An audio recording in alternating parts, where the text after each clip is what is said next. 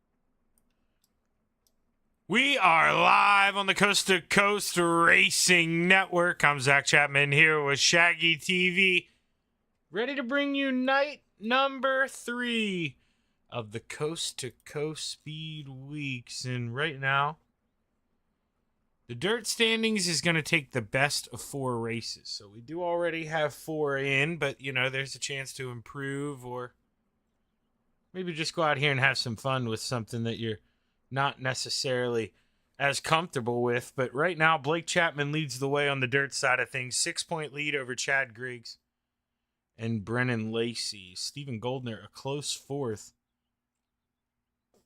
And I mention him because in the overall standings, Stephen Goldner actually has the lead by 3 points, 565 to 562 over Chad Griggs. And they're going to take the best 7 races for that.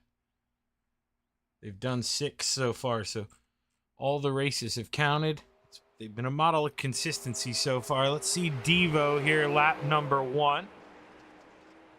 Donovan Ross, low and slow on the inside. We've got the 410s and the 360s here for the opener. Now, for the life of me, especially with the track reset and qualifying, I couldn't imagine running a 360, but there may be some guys who are bold enough to take the risk. Is Brennan Lacey with a 12.97. The low line Masters got the 14 on the pole for now.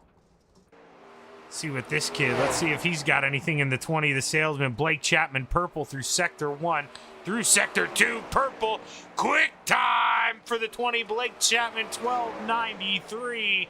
Good lap for Blake Chapman and Randy Shreves. Lap number 1, he puts it P3. Purple through sector 1. Does Randy have enough? 13-0, second time around. It is going to be a little quicker for Randy, but just not enough to jump rope Brennan Lacey. But good qualifying effort here. We got one guy out here on the racetrack about to go. Hopefully he's got enough time. Let's switch it over to time just to see a minute. Minute 16, so Chad has plenty of time. Through 1 and 2, lap number 1. Down the backstretch, purple through sector 1. Do we have a new pole on our hands? What's it look like for Chad Griggs? P2 for now. Man, oh man, Chad Griggs with a 12.94 to Blake Chapman's 12.93. What does he do this time? Not going to improve. Going to stay P2. But man, him and the salesman looking like they may go back and forth here tonight. Chad Griggs didn't let him get it that easy. Good qualifying effort here. Got 16 guys on the racetrack here this evening. If you're out there watching, thank you for tuning in. You feel free to let us know who you're rooting for. Sorry about the delay there at the start. I must have typed something in wrong when I put that stream key. I noticed some people were watching it on my side of things on Facebook and YouTube, but I had to cut it short because I realized I wasn't live on the page that matters, and that's my apologies here for the late go around. Like I say, all 16 drivers have put in a time. Time's up on qualifying, and well, we get ready to roll into heat race number 1. Going to go 8 and 8 here with a 16-car field. Row number 4 for heat race number 1. Starting on the outside, the 747, the Bassman, Roger Craig. And starting on the inside, the 789 of Cale Bixler. Row number 3 on the outside, the 87 of the General, Andy Patton. And starting on the inside, the 888 of Steve Maurer. Row number 2 to the outside, the 83 of the Spider Monkey, Brandon Dittmer. And starting underneath, that 79 of Dean Reynolds.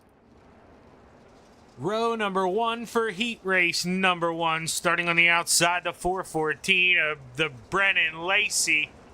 And to the inside, the 20 of the salesman, Blake Chapman. Of course. Of course. You know what I'm saying, of course, too, by now. I can't stand when that thing does that. But hey, at least I know who the guys are. You know, maybe you guys at home not as familiar, so we got to keep you up to date. But the green flag's high. It's ready to fly. 8 to play in the Clay and Volusia Speedway. We're underway. Oh, the Spider Monkey got in the outside wall. He came back down into traffic. Caused a couple people to bounce a little bit. No big deal for the Spider Monkey, but Cale Bixler, man, he really suffered out of that. And now out front, Brennan Lacey leads the way with the salesman closely in tow. He started on the inside. Brennan started on the outside. We finally get our caution here for heat race number 1. Took a little bit.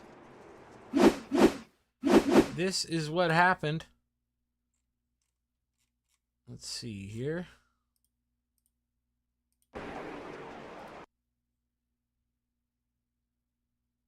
As the 888 just gets a little sideways, the 87 of Andy Patton gets into him. Cale thinks he's going to make it, but Steve bounces back up the racetrack. And just like that, we're under caution. Unless... No, yeah, because Lacey's up front. Sometimes the software considers that a wreck. They said Brennan Lacey wrecked. I had to catch my breath there for a second, make sure we didn't miss anything.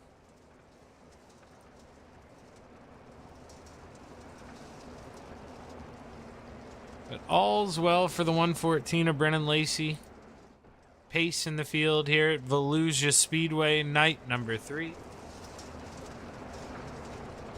I haven't seen that paint job from Brennan Lacey yet, but I haven't done Monday nights as often as I would have liked to this season.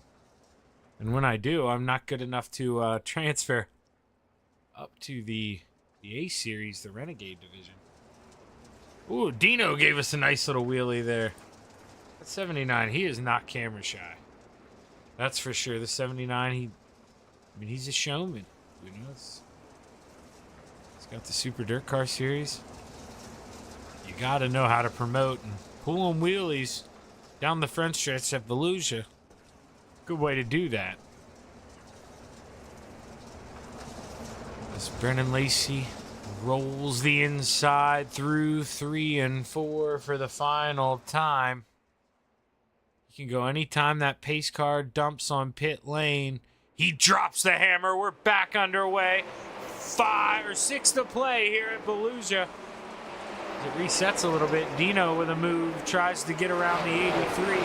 Can he secure it on the Spider Monkey? On the restart, we've seen the bottom maybe not work out too well here so far, other than, well, when you're in control of the restart, Brennan Lacey, that's a little different. But Blake, start of the race, everyone goes on green. If you're not afforded the room you like, sometimes you'd rather play it safe. And I know that's the way Blake's thinking here. Got a long night to go at Volusia.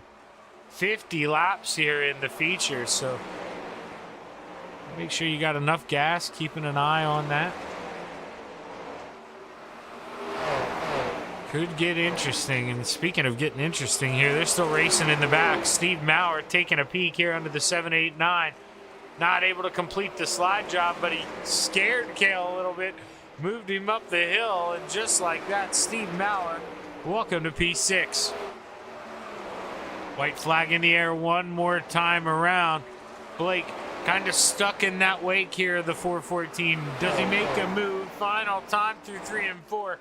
Not enough time. The low line master, Brennan Lacey, wins heat race number 1.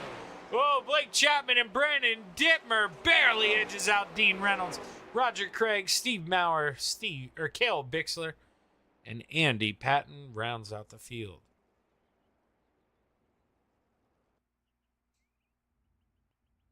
So now this is interesting. I want to see something. Just do a little homework. What makes this stack? So we're going to go here, and I'm going to make it disappear really quick. You know, I'm the magic man here. Okay, now it's working. I don't understand. Oh, it's hilarious. Row number 4, heat race number 2, starting on the outside, the 94, Gary Offit to the inside, the 05 of Devo, Donovan Ross. Row number 3 to the outside, the 75 of the Mayor, Steve Bixler, to the inside, the 014 of GJ Boydell. Row number 2 to the outside, the 36 of Barry Goldner, lining up on the inside, the 31 of B-Temp, Brandon Templeton. Row number 1 for heat race number 2. To the outside, the 56 of Randy Shreves. And starting on the pole, the 27 of Chad Griggs.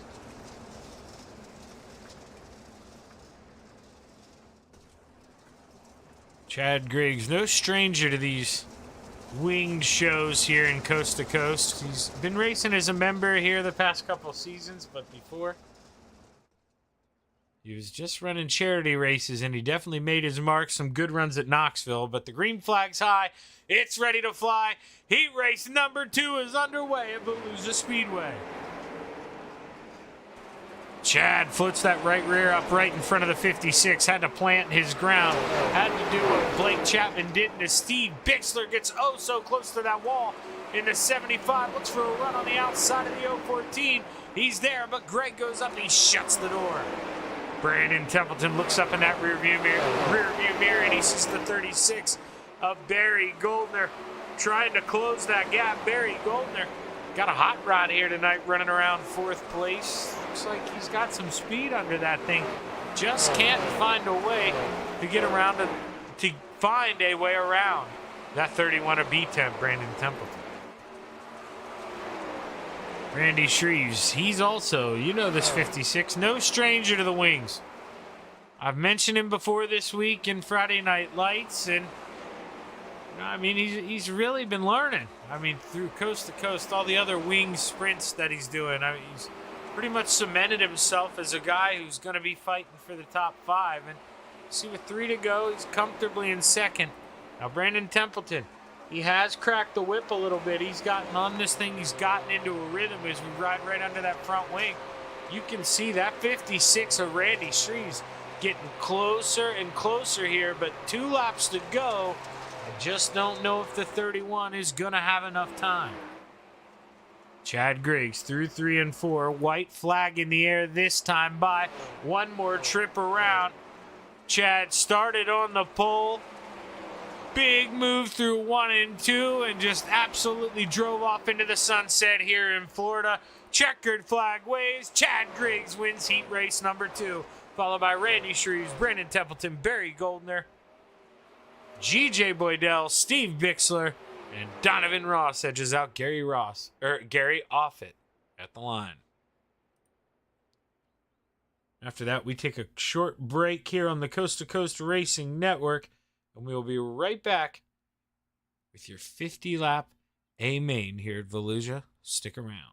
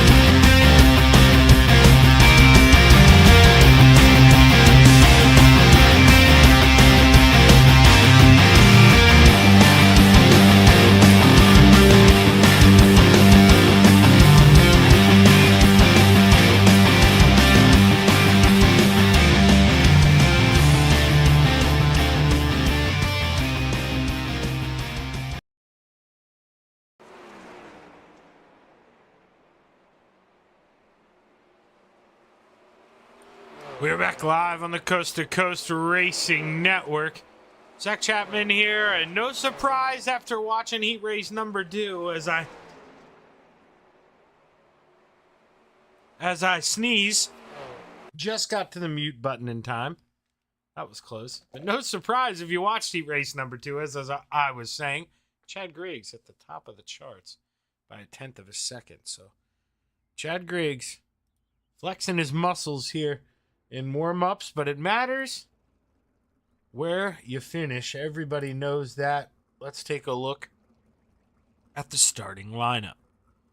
Row number 8, starting on the outside, then 94 of Gary Offit, and on the inside, the 87 of the General, Andy Patton. Donovan Ross to the outside of row 7, to the inside, the 789 of Cale Bixler. The mare in the 75, Steven Bixler, takes the outside of row number 6, lining up on the inside, the 888 of Steve Maurer. Row number 5 to the outside, the 014 of GJ Boydell, lining up on the inside, the 747 of the Bassman, Roger Craig. Row number 4 to the outside, the 36 of Barry Goldner, to the inside, the 79 of Dino, Dean Reynolds. Row number 3, starting on the outside, the 31 of B10, Brandon Templeton, lining up on the inside, the 83 of the Spider Monkey, Brandon Dittmer. Row number 2 to the outside, the 56 of Randy Shreves, lining up on the inside, the 20 of the Salesman, Blake Chapman. Row number 1 for your 360 410 sprint car feature. Here for the Coast to Coast Speedweek's night number 4. Starting on the outside of row 1, the 27 of Chad Griggs. And starting on the pole, the 414 of the low-line master, Brennan Lacey.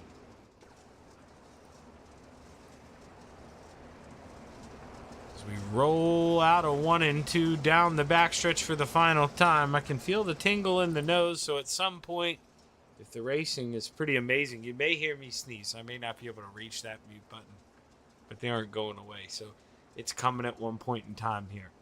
But as the Steve King Foundation pace truck pulls off, the green flag is high. It's ready to fly. 50 laps to play in the clay of Volusia Speedway. We're underway. Cautious start there for the 414 of Brennan Lacey. Not too sure what he doesn't like there. Maybe spun the tires a good bit. The 83 had to check up. Blake Chapman had to check up as well, but Brandon Dittmer wastes no time, gets that run on the outside of 3 and 4, tries to make up some ground. Meanwhile, Randy Shreves, comfortably P2, doesn't want to watch this leader check out. Here as we roll off of 4, you can see there's single file, a little bit of racing going on in the middle of the pack. But other than that, guys have taken it easy. Not too sure. Brennan Lacey, I imagine he's playing the long game here. Gonna go low here, save some gas. Fuel might be a concern for some of these drivers going 50 laps. I know it's something, we don't do all the time.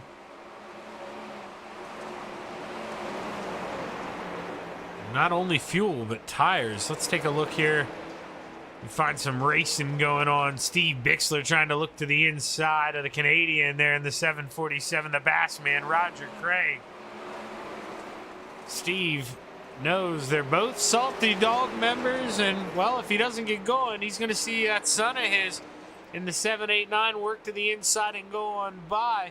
This is where all the racing's going on currently at the moment, and, well, right as I say that, Dino, he tries to find a way around the Salesman. He sees the 83 slide up. He's in the middle, 3 wide. Oh, the Spider Monkey. He went from hero to 0 there, coming out of 2. Looked like he was going to get a 2 for 1. Ended up losing both. Just couldn't get the right rear to stick. And Dean Reynolds, he really takes advantage. Started 7th, up to 5th so far for the 79. As we watch Chad Griggs pace the rest of the field. Let's go. Do I have a... I do. Right off the tail tank here. Let's see, what kind of dust are they dealing with? Now, we're going to get a better view of this. Let's see what Brandon Dittmer... Oh, no! Oh, no, Brandon! Right as we hop in the cockpit, Brandon gets in that outside wall. Blake Chapman finds a way on by, but you can see the dust, not too much of a factor. You see it a little bit there on corner entry.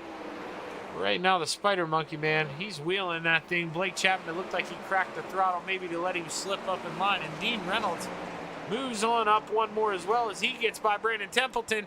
Dittmer pinches the 31. Dittmer gets into the inside wall, and I think we've got a broken tire here. Something going on that 31. We do get a caution.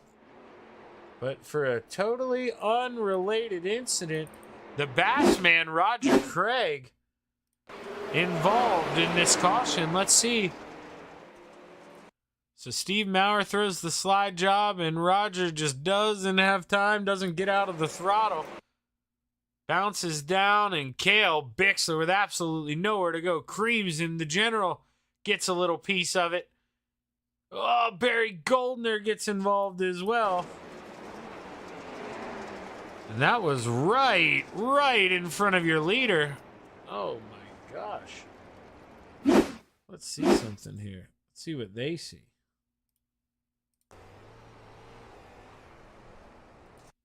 So this is Chad Griggs. You see a car flipping down the racetrack in front of you. That's the general.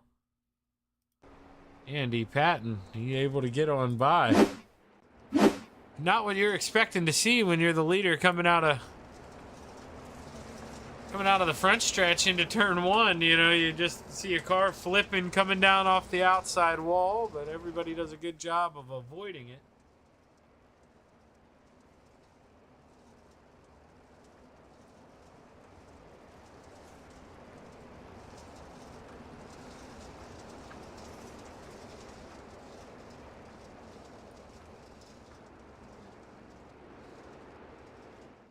And for everyone watching on Coast to Coast, you won't know what they're saying, but I got a question. No, I'm not, I don't do the TMS anymore. Those guys, they have a great league. And I'll always look at some of them as friends, that's for sure, but we decided to mutually part ways, I believe. So that's what we'll say. Yeah, but as we go through 3 and 4, the green flag is high. It's ready to fly.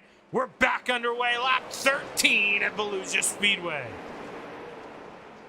Brennan Lacey up there on the outside, decided now is go time. Took it easy in the beginning, took 10 laps. Just nursed those tires. He's up on that top shelf. He's hammered down.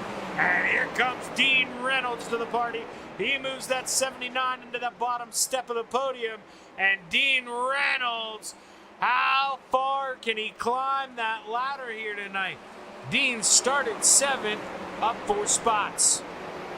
Donovan Ross started towards the back as well, 14th. He's up to 9th, but as the caution flag waves, we're going to restack him and do it all over again. Brandon Templeton here in the 31. I believe possibly the reason for our caution. Cale Bixler maybe comes down the racetrack a little as Brandon's coming up the racetrack. Just a racing deal. They meet in the middle and the caution flag waves. Tough break for that dirt track bank 31 though. I've seen, and you know, like I say, that's no shot at Cale. I mean, there's literally, he does get a little loose, but Brandon's also floating up the racetrack. So sometimes you just meet in the middle and, well, bad stuff can happen. That's just the product of racing, you know, no mirrors and everything happens so quick. When you're at one of these, you know, half-mile dirt tracks, I mean, that's, or not even half-mile, excuse me. But actually, you know what? It may be a half-mile. Can we cheat and look here? Yeah, exactly a half-mile. Okay. 0.5. All right.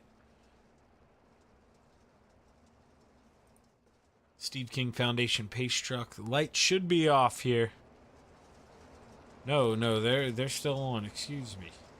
I was jumping the gun, so we're going to go around one more time. That's not a green flag just yet. Probably letting all the drivers try to use their quick repairs. Anybody, you know, stuck upside down, whatnot, get back out there. Maybe Brandon Templeton can get back out on the racetrack with us. Chad Griggs to the inside here, set to bring us back to the restart. Brandon Dittmer up there, seeing how the bumps feel on there through 1 and 2. There being a test dummy in that 31 or 83, excuse me. Confuse the Brandons. Brandon Templeton in the 31. As the Steve King Foundation pace truck pulls off, the green flag is high. It's ready to fly. Oh, Brennan Lacey almost jumped the gun. Chad Griggs made him pay. He waited for him to go, made him hit the brakes, and then dropped the hammer, but Dino couldn't take advantage. Chad Griggs able to take advantage, and Blake Chapman looking to that top shelf. He watched Dino drive by. Now Blake's going to do it here through 1 and 2. Give the salesman P3, and he's got a party behind him. The 56 of Randy Shreves and the Spider Monkey in the 83, half a step higher than everybody else. Brandon Dittmer really up there searching for some grip in that 83. He's got a quick race car if he can keep that thing out of the wall. We've seen how quick he's been in these sprint cars, man, but he's just had some tough luck as him and Dino battle side by side. Oh, Brennan Lacey stole the lead. When did he do that? When did Brennan... We got to go back. We got to go back here. This was the pass. It was through 3 and 4. I got caught slacking. Lacey just tearing down the outside wall. And, you know, Chad on the inside there as we accidentally pause it before we go back live. Chad on the inside, that makes me wonder. You know, we saw Brennan do it early on. Now Brennan on the bottom again. Are these guys, like I say, possibly worried about fuel?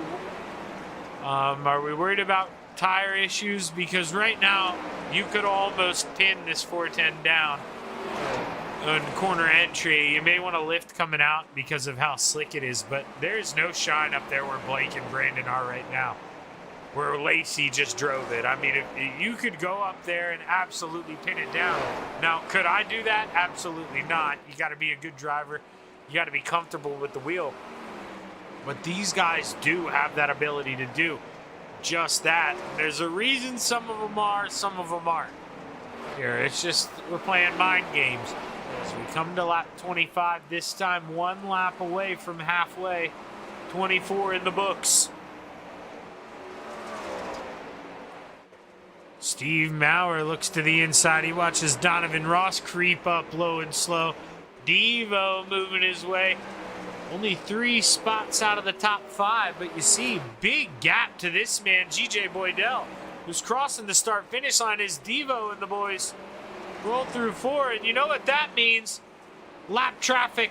Brandon Lacey trying to work his way around Gary Offit. Gary does a good job holding his line.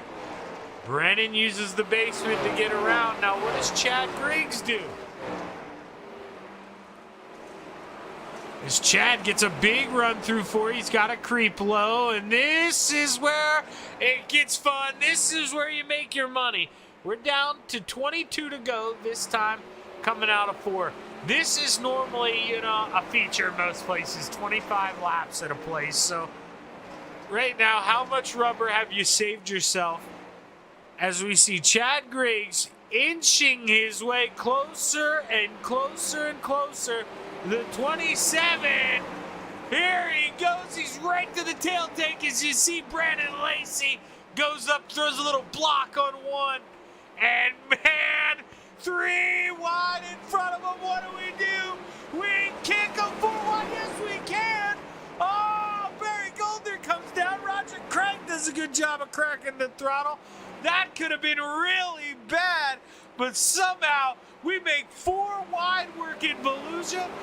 And Brennan Lacey, oh man, he's got no time to catch his breath because he's about to go in the middle, or if he doesn't, Chad Griggs got him hooked on the high side.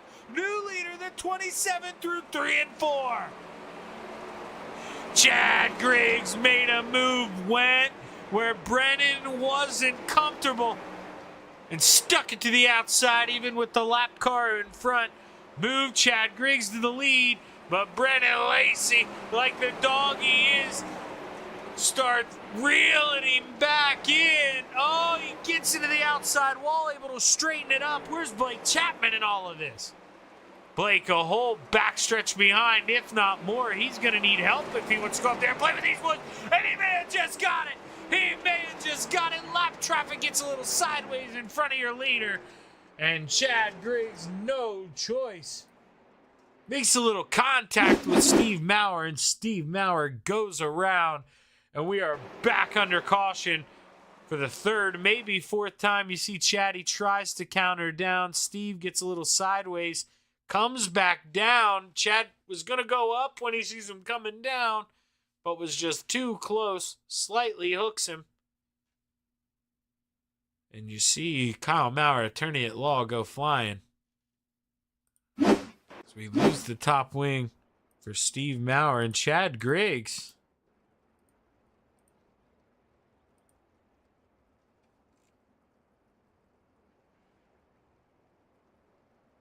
What happened to Chad Griggs?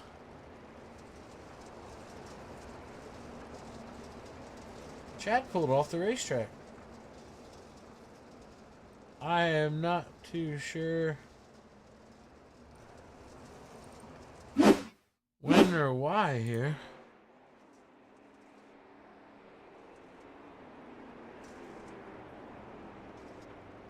So Chad, he's the leader here. Gotta fast forward this. We gotta figure out what happened. We'll bring iRacing up here. Oh, Chad, he may have just lost connection. Oh man, Chad Griggs in the 27. That is a tough break. I'm still not seeing him on the racetrack. So, oh man, that is a freaking heartbreaker for the 27. Sorry, that's why the camera keeps pausing. I keep trying to see if he's maybe getting that connection back, getting in the car. But Chad Griggs, man, absolute heartbreak for the 27 as we roll through 3 and 4. The Steve King Foundation pace truck pulls off. 15 laps to go at Volusia Speedway. Can Blake Chapman get up here and make a run at the 414? He definitely needed a caution, and that he received, as it is on for the lead, on for third place. Brandon Dittmer to the high side, Randy Shreves down low, and here comes the 79 of Dino. Dean Reynolds, oh, he's so close to the lead, he can taste it. You know that's making this 79 want it that much more, but he's got to get by a couple people, and Brandon Dittmer, oh, he's fed a rear end there. Brandon Lacey goes up, closes the line, and Brandon Dittmer, man, oh man, I could have wrecked a lot of cars. Good job there by the Spider Monkey to keep that thing under control. As Blake Chapman tries the slider line in 1 and 2. Works on the bottom. You know, you carry all that speed down the backstretch, you're able to pin it. You don't have that slick that you do up top. You see Lacey, when he hits his line, he does creep in a little bit here, center off. See, he's reeling him in, but then Blake slides up, grabs that tack as well. And I just don't know if Lacey's going to be able to find a way around the popcorn salesman.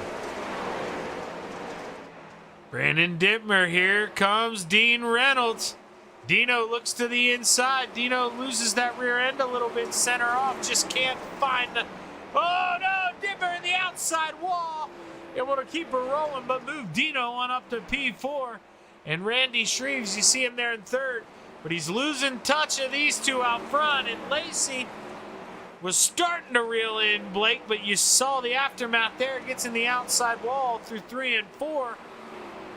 Now Lacey's got to put his head back down and go hunting here. 7 laps to go this time. Can the 414 find a way to hunt him down? You know, you don't really want to caution either if you're the 414, I think. That's just one more chance for Blake to gap you. You want this thing to stay green. You want to get in your rhythm. You maybe want to have this lap car of Roger Craig help you out here in the 747. What does the Bassman do? He stays high, up out of the way. And Brennan Lacey, oh boy, he closes in on the 747. He looks to the top shelf where he's comfortable. Just like that, the front two. Clear daylight out in front of the popcorn salesman Blake Chapman. You see 4 laps to go. He shouldn't catch anybody here. And I do see Chad Griggs. He was able to make it back. He's running 8th though. is on the lead lap, but he needs a caution. He may not be on the lead lap here, because I thought Blake wouldn't catch these guys, but Blake has not slowed down at all. He is really, really closing. And speaking of closing, Dino's closed up the gap to Randy Shreves. Just running out of time, and no, Steve Maurer. Oh no! Oh no! Broken right front for Steve Maurer. He tries driving it. Dino has to go up over the wall. That breaks his right front, and man, Dino was looking at a good run. Final time through 3 and 4. Blake Chapman sees the checkered flag, waves. And he brings home your 410 feature here at the Volusia Speedway. Brennan Lacey, Randy Shreves, your top 3. Brandon Templeton and GJ Boydell inherits the top 5 after an absolute heartbreak there for the 79 of Dean Reynolds.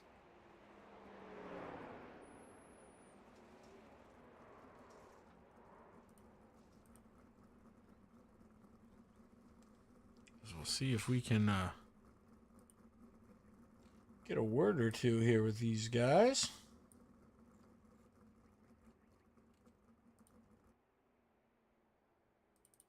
But the driver of the 56, Randy Shreves, is the man who we're going to talk to first whenever he makes his way on up there. And well, I'm going to make myself not push to talk in Discord.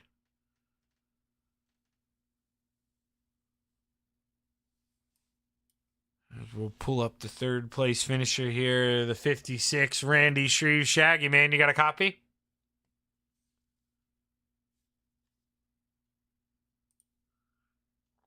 Hey, Randy, Shaggy up here, man. You got a copy?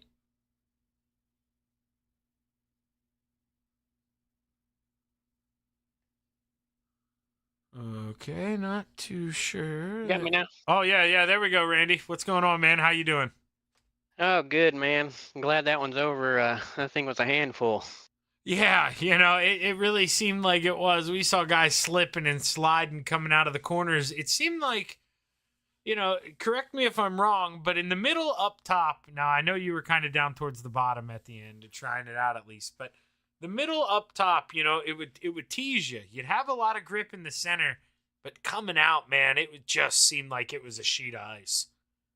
Yeah, it definitely was, man. You weren't seeing that wrong at all.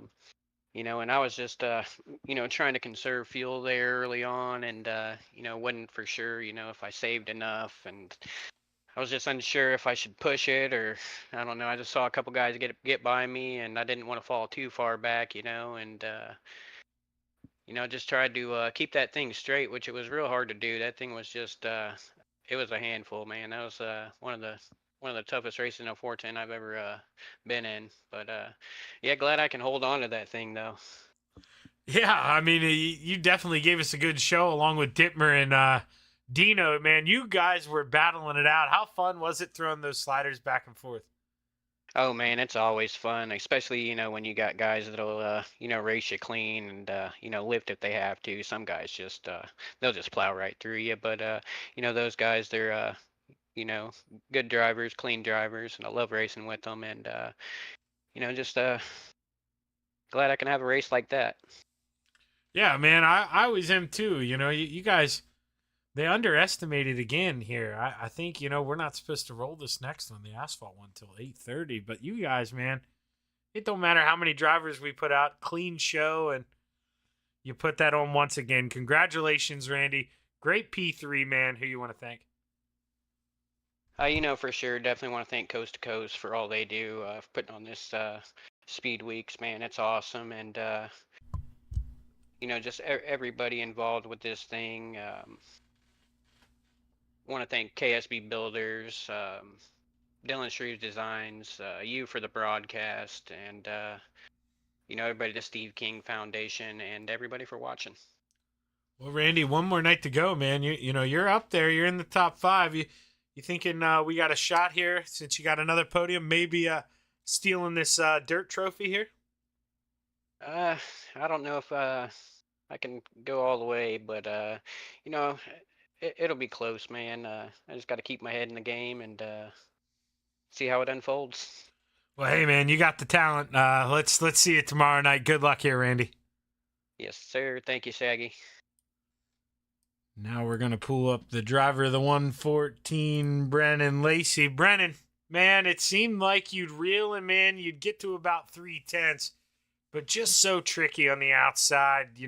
Get that right rear into the wall. I mean, how difficult was it to run the outside? I'm just a 305 wannabe in a 410 sprint car. So yeah, it's that was a tough one right there. I'm more worried about fuel, and crew chief wasn't here tonight, so I'm sitting there trying to ask Barry where the hell we at on laps here, and he's like, I don't know, I'm just back here messing around. I was like, well, that does me no good. So there's a lot of up top, down low, middle. Hell, I'll take a second. Yeah, and I'm glad you said that because, well, that's what I was going to ask you. We watched you. You were running the middle or the bottom in the beginning, and you fell back to about fifth or sixth. Was that just conservation mode time? That was, I'm a pogo stick and I shouldn't be in this race car. That's what that was. So we kind of got moving, and it was like I don't want to lose too much of a gap, so I'd run the top to reel him back in, go back down, and say back to that, and then I don't know what happened with Griggs. I thought he'd have this thing locked up, and I knew Chapman would get around me, but hell, we'll take it. Yeah, I don't really know what happened either. I'm guessing he lost connection there for a little bit. Yeah, I don't joined know. back in, but- I don't know, but when he got around me, I knew it was time for me to just hope to God we can hold on. Well, Brennan, it seemed like you were going to get up there, maybe find a way to get around Blake, but just a little too tricky tonight. But at the end of the day, P2, hell of a run, man. Congratulations. Who you want to thank? Yeah, I just gotta thank Stephen Golden Racing. Appreciate the boys, Moon and Racing Engines, Moon and Tile Co, Raw Dog Sim Shop. Appreciate you doing it on, and let's go see if we can maybe not wreck about 12 times at Daytona here. So we'll see you there. Oh, for my sake, please don't, Brennan. We're gonna give her hell, boy. All right, good luck, man. Yes, sir.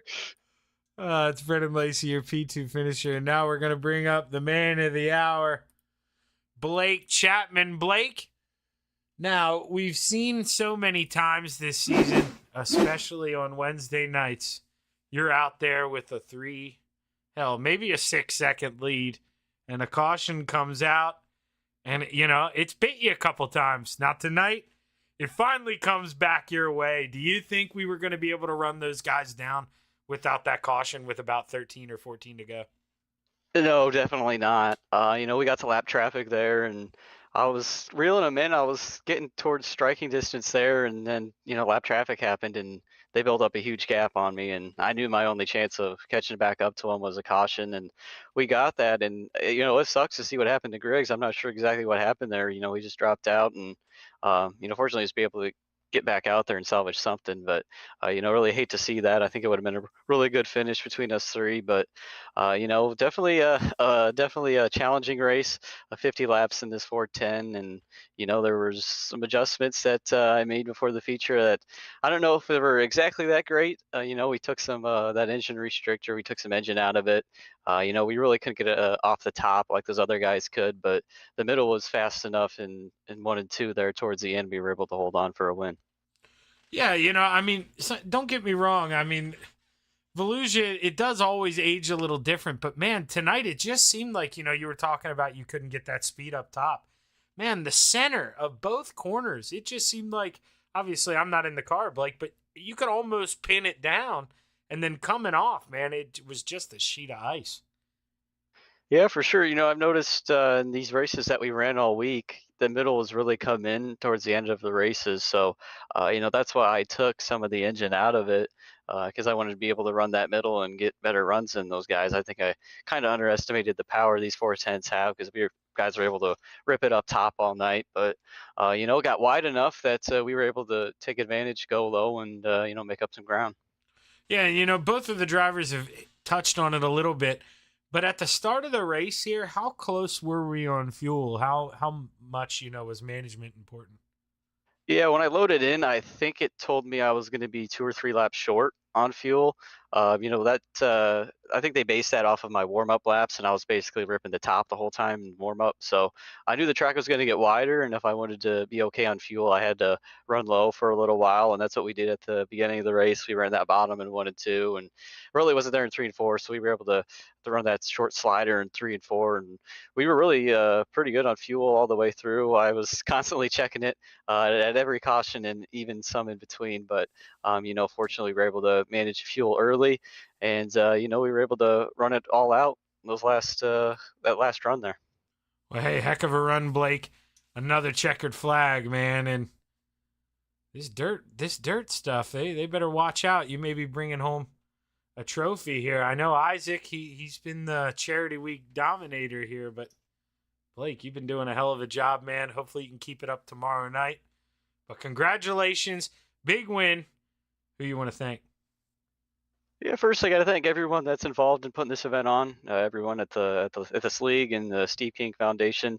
It's for a great cause, and it's been a lot of fun running all week. And of course, I got to thank the parents for watching and all the guys out of the Christ Sim Racing team. I got to thank the Salty Dogs for letting me hop in their Discord tonight, and I got to thank Preston at Epsilon Sprint Wraps and Andy at AJ Custom Creations. Got to thank Steve at Steve's Custom Golf Clubs, and of course, I got to thank Galen's Gourmet Popcorn. They got some of the best stuff out there, no matter the occasion. Galen's is always really, really good, and you can head over to their website, and don't forget to use code CART, that's C-A-R-T, at checkout for 50% off of your purchase. And I got to thank you for the broadcast, Shaggy. Well, heck of a job tonight, Blake. And I'm guessing we're not going to be at Daytona, are we? No way. Nope. Yeah, I don't blame you. But congratulations, big win, man. And man, I'm rooting for you tomorrow night. Good luck. Thanks, Shaggy. And we're going to take a quick break here on the Coast to Coast Racing Network, and then we'll be right back for 50 laps of some super speedway racing. Let's see what the boys have in store for us. Stick around. We'll be right back.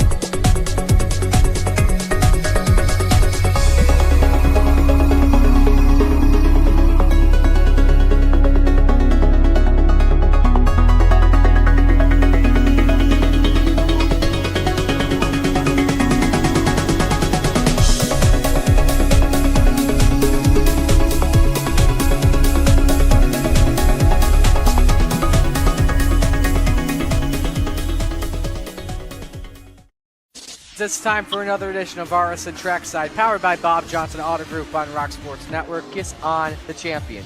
Trying to be a bit of a hiatus, so let's get.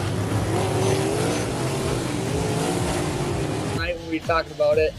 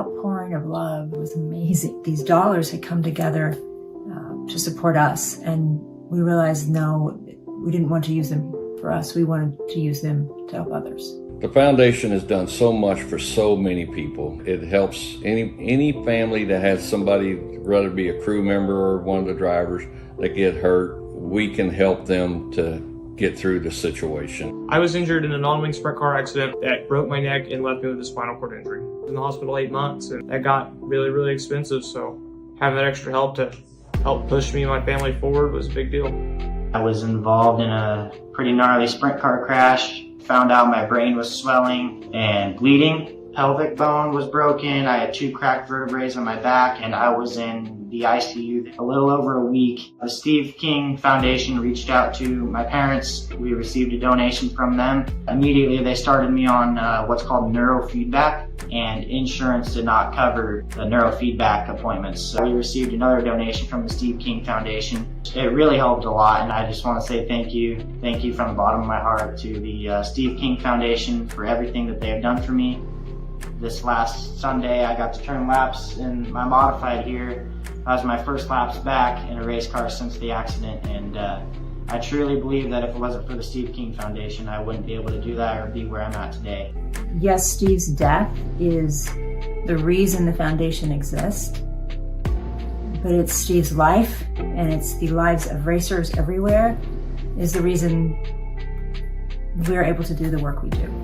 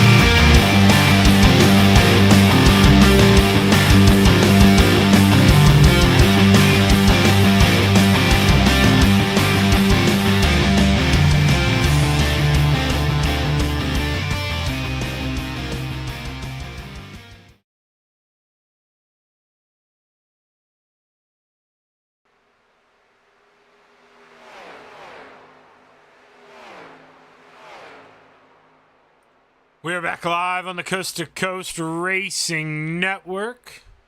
I'm Zach Chapman here with Shaggy TV, ready to bring you race number 2 here. At, well, good old me, says Volusia Speedway. We know. I think we were just at Volusia Speedway.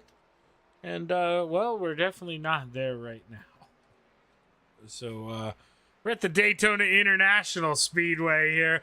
Probably one of the most famous racetracks in all of motorsport.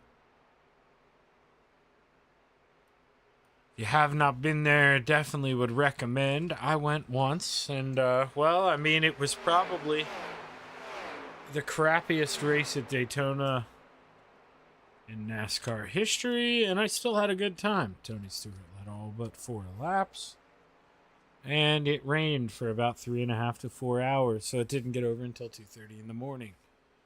But hey, you know, when you're, I think I was 13, you know, when you're 13 years old and you don't have to drive, not really that big a deal, you know. You just get to sit there, load up on sugary stuff, and stay awake the whole time. Now imagine this point in time in my life, maybe,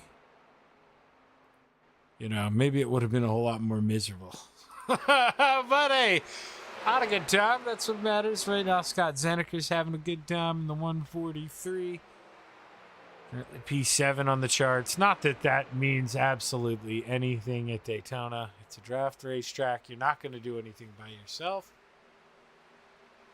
And you know what? Let's take a look here. We're going to hope. Okay, so you see right here? See, yeah, okay. I wasn't sure on the broadcast you could see my mouse or not, but now I see on that screen you can. So we do have 2 incident limit, or I mean 2 quick repairs. So if right there you do that, you can only do it 1 more time, because then your race will, well, pretty much be over. So you got to behave. You got to take care of the race car. There isn't an incident limit, so don't have to worry about being DQ'd. Don't see. I've got to make something disappear real quick. So the fuel limit there, they do have it set 50% for the fuel. Let me click back in there so you guys see my mouse. 50%, 4 sets of tires. And if this race goes 2 hours and 50 minutes, well, we got a problem. But it can, if it needs to. 50 laps here, so not going to roll until 8:30, hence my no need to rush things. It can be a little lackadaisical here.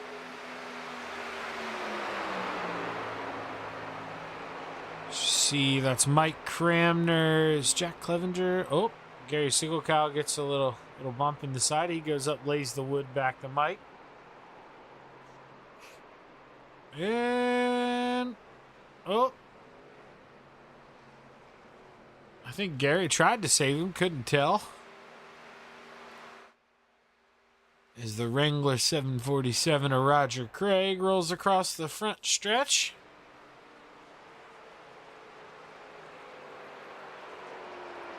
I haven't been paying attention to that chat box like I probably should, so been talking to me. My apologies here. I can go over and check. No, it says there's nothing, so everybody's being quiet tonight here. I don't know why, you know. Type in that thing. Let us know who you're rooting for. It's makes it a little more interesting. I can try to look every now and then, you know, bounce off some thoughts. You can tell me drivers you'd like to watch, see. We have 25 guys right now in the session. You're only seeing 20 people because 20 guys have put a lap in, but if you'll notice, this 5 car isn't one of them. He's going to be putting in a lap here soon, so we'll see the 21st driver added to the standings. As he's out there right now with the 70 of Mike Cramner.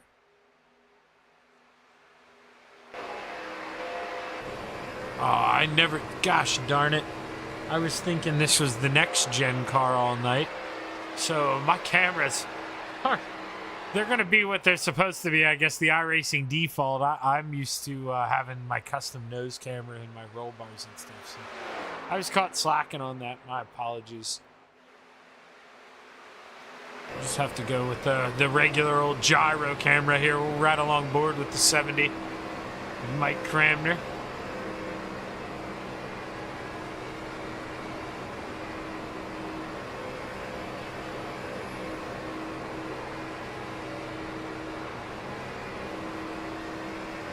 And now, no pressure on these guys, but if you're out there watching this race, and you know me by now, I've done.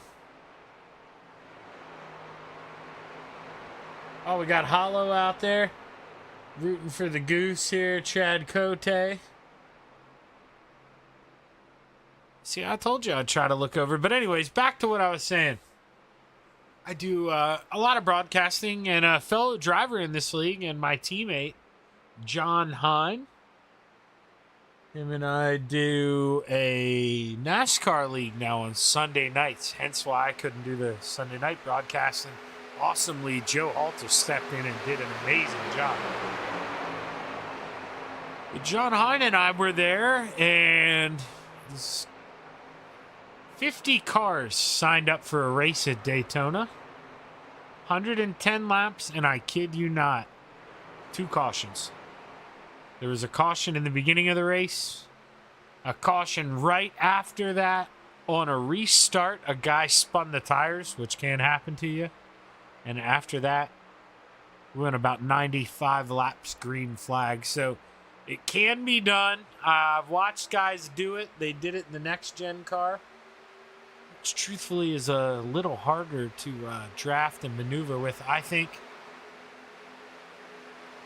you got to work your way into a bubble rather than just kind of work up to a guy like you can in these Xfinity cars. So I have to see. It definitely can be done. I've seen it done. It's just how are you willing to drive your neighbor here? Are you willing to be patient at the right time, or do you think you need to go get it then and there? Because I can tell you, 10 out of 10 times you don't at Daytona unless that white flag's waving. That's another one that I say it every single time I come here.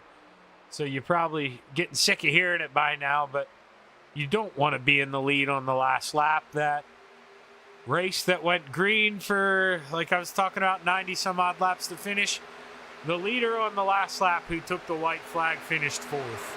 And there was only a 4-car lead pack there at the end with some lap cars mixed in. But the lap cars, gentlemanly, did the right thing. Let those front 4 race it out. But it just shows you don't want to be the 25 right now. If the white flag's flying, you want to be the 56, as crazy as that sounds, I think. You want to let Roger make his move on that last lap. You want to see where he goes. After they rub, touch a little bit, then you plow your hole on through there. You make your mark. Or some people, maybe don't mind being that 747, but personally with the gap that the 56 has, this would look like a great last lap run here if he would stay in it and try to grab it. Roger dipping in here, going to practice a pit stop, and this is important as well, and something Roger, probably is glad he practiced. Now, he slowed down. He was definitely slow enough, and that's something where I say definitely slow enough. Go out there, you can do it again. You can try to get that thing in there a little harder. I mean, if you're taking tires, which you won't here, you shouldn't, on a green flag pit stop, it would be kind of foolish. Especially you're only allowed to, as we saw there in the rules, fill up the car with half a tank of fuel. So normally about, let's say on the safe side, 10 seconds to fill that thing up with full fuel.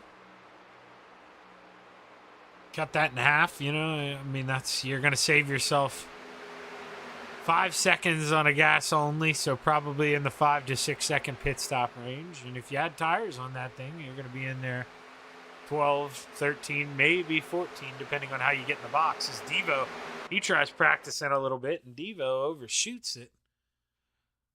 But session comes to a close. As I talked so long, I didn't realize it was 8:30 already.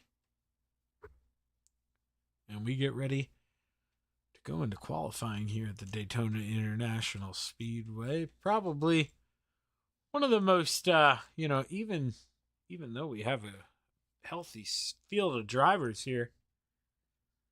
This will probably be the most boring part here of the next hour and a half or so. This is, just individual qualifying here. So we'll try to creep in on some different drivers here without bouncing around too much.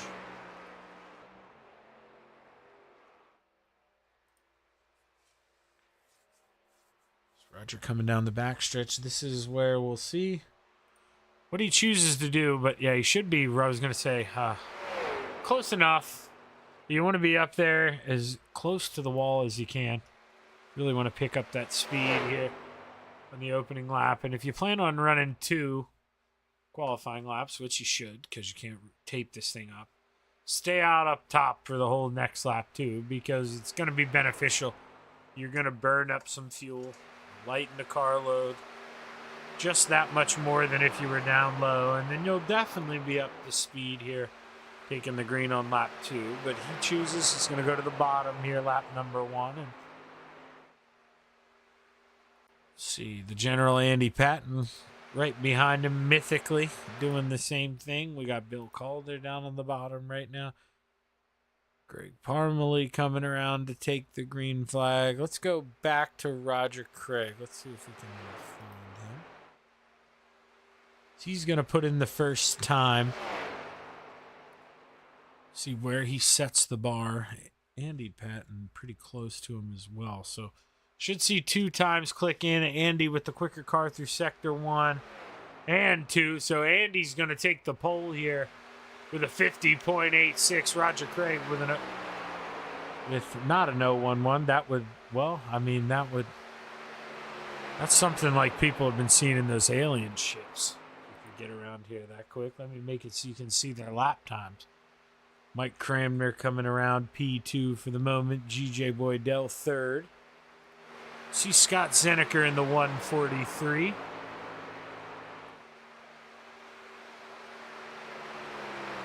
Not going to lie to you, I did not know that Zeneker was a Venom driver. Might be a newer thing, or Shaggy's just got memory loss here, but seeing Venom Racing on the side of that 143, that's a new one for me. And another new one. Can Andy Patton hold on here for the pole? He comes around lap number 2. He's slower, doesn't need to be quicker. Mike Cramner coming around. He improves through 1, slows through 2. But it's enough. Give Mike Cramner the pole until the chocolate milk. Chocolate milk, the Nesquik man himself in the double 3 takes it, but he's dethroned. The 94 of Gary Offit on his second and final lap. 50.78. Welcome to the pole. Oh, man, Dean Reynolds, is he really racing right now? I'm not even going to harp on him that's a 24 and not a 79. I could care less. Go Dino. We got Dino out here. Asphalt racing at Daytona. How did I just now notice he was in this session? So we've got 20 guys who have qualified. We got 7 other guys. So we're up to 27 now. 20 guys have put in a time.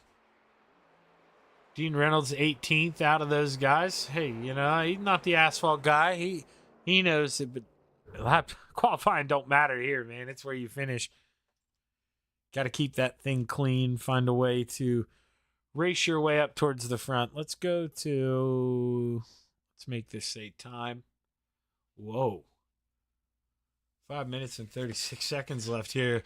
Not too sure if we'll let this thing go the whole qualifying time.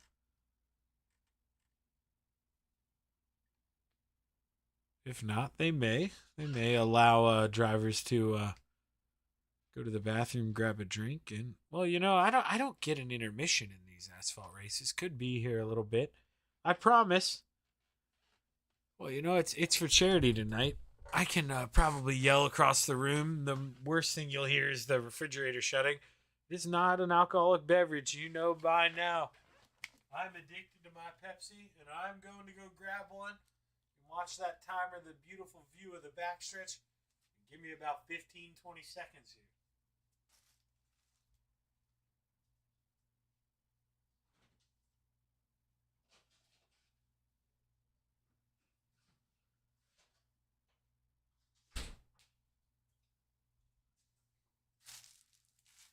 I'm going to be honest with you. I'm an adult. And I saw a Capri Sun in that refrigerator, and I almost grabbed it. But I need the caffeine. Here late at night, need a little bit of fuel, so I decided against it. But I don't care how old you are, man. This Capri Sun, something about them. Something about them. Absolutely delicious.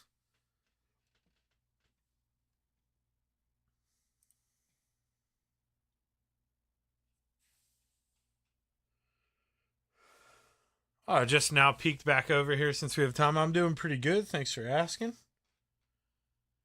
And yeah, Roland Olson, he's the Nesquik man. Now, we don't have...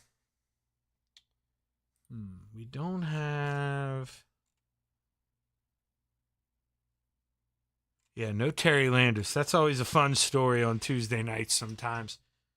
We got the Battle of Chocolate Milk versus Chocolate Water because he's the Yoo-Hoo man. Then we got Roland Olson in the Nesquik machine. So nice when we got that drama on the racetrack. But let's take a look here. Starting grid. Drop it down one more here for me. There we go. 27 drivers all by myself here. Let's do this quick. Running out the field, starting 27th, the mayor, Steve Bixler. Row 13 to the outside. The 302 of John Rayner to the inside. The 6 of Corey Schartzer. Row number 12 to the outside. The 414 of Brennan Lacey lining up on the inside. That's 789 of Cale Bixler. Row number 11 to the outside. The 5, Slide Job Isaac Salas. To the inside, the 83 of the Spider Monkey, Brandon Dittmer. Row 10 to the high side, the 36 of Barry Goldner. To the inside, the 79 of Dean Reynolds. Row number 9 to the outside, the Batsman, Roger Craig. To the inside, the 25 of Gary Sigelkow. Row number 8 on the top shelf, the 13 of Cullen Johnston. Lining up on the inside, the 325 of Willie Bill Calder. Row number 7 on the outside, Chad Griggs. To the inside, the 87 of the General, Andy Patton. Row number 6 to the outside, the 012 of Bob Curtis. And on the inside, the 143 of Scott Zeneker. The Librarian takes the 41 and lines up on the outside of row number 5. That's Pat Boyce.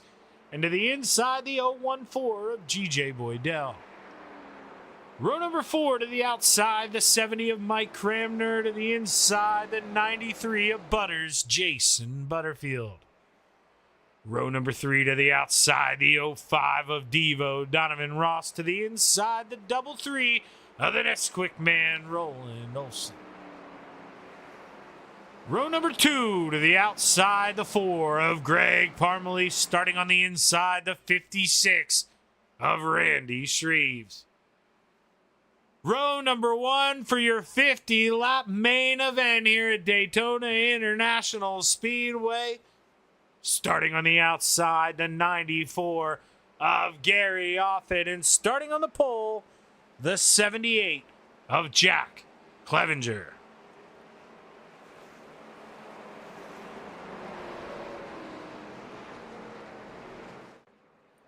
As we roll through 3 and 4, my voice slowly cracks, and, well, I guess we're not really, not close enough for that view yet. Here, let's go here. Let's just wait here for now. Our pit road entry cam. Well, we're going to get rid of time as well. That don't make much sense. We're not road racing here. As we come down the front stretch for the final time. The Steve King Foundation pace car pulls off. The green flag is high. It's ready to fly. 50 laps at Daytona International Speedway. We're underway. Jack Clevenger out front right away. Going to set the pace here. And you're Randy Shreves, if you're smart, you hang out in second. You let that man out in front be the snow plow. You don't exactly... want to deal with that here. The fuel loss. The guy out front, you're just plowing through that air, hence the snowplow phrase, and you're burning up so much more fuel than everyone else. But to the lead, wasting no time at all. Greg Parmalee gets a helping hand from the 70 of Mike Cramner, who says, Greg, go ahead, tuck down there, man. I'm going to stay up here. I got the librarian behind me. And we're going to go to school. Mike Cramner to the outside as we come. Lap number 1 in the books. Greg Parmalee leads. Devo with a nice little ride there. That 5, a little shiny whip on that thing. Donovan Ross to the inside. He's got the Nesquik man behind him. Let's see here. How close does Roland choose to get? Let's go up here on Mike Kremner. Now, he's the one. He wants that 41 of Pat Boyce inside of that camera, man. Let's look at Greg Parmalee. Right now, let's see what kind of helping hand he gets going down the front stretch. And now Jack Clevenger playing it smooth. Let's see here as he comes up, starts picking up a run. Does he stay in it, feather the throttle? It looks like he's just going to feather it. Stay outside of that bubble. Play it safe for now.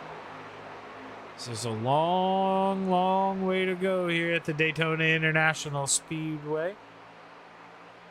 Speaking of long way to go here, we got, let's see, where's Gary Offit? No. Oh.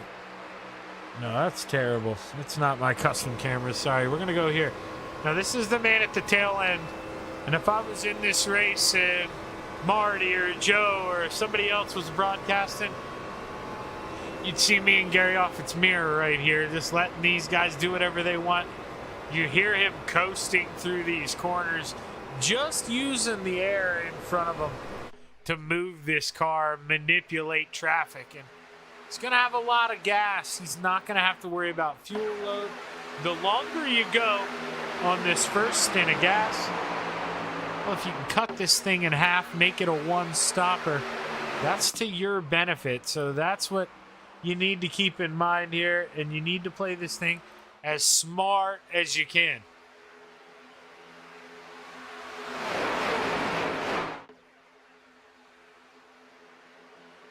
Oh, there's a big one. Roger Craig down in the infield grass. No caution as of yet. No caution as of yet.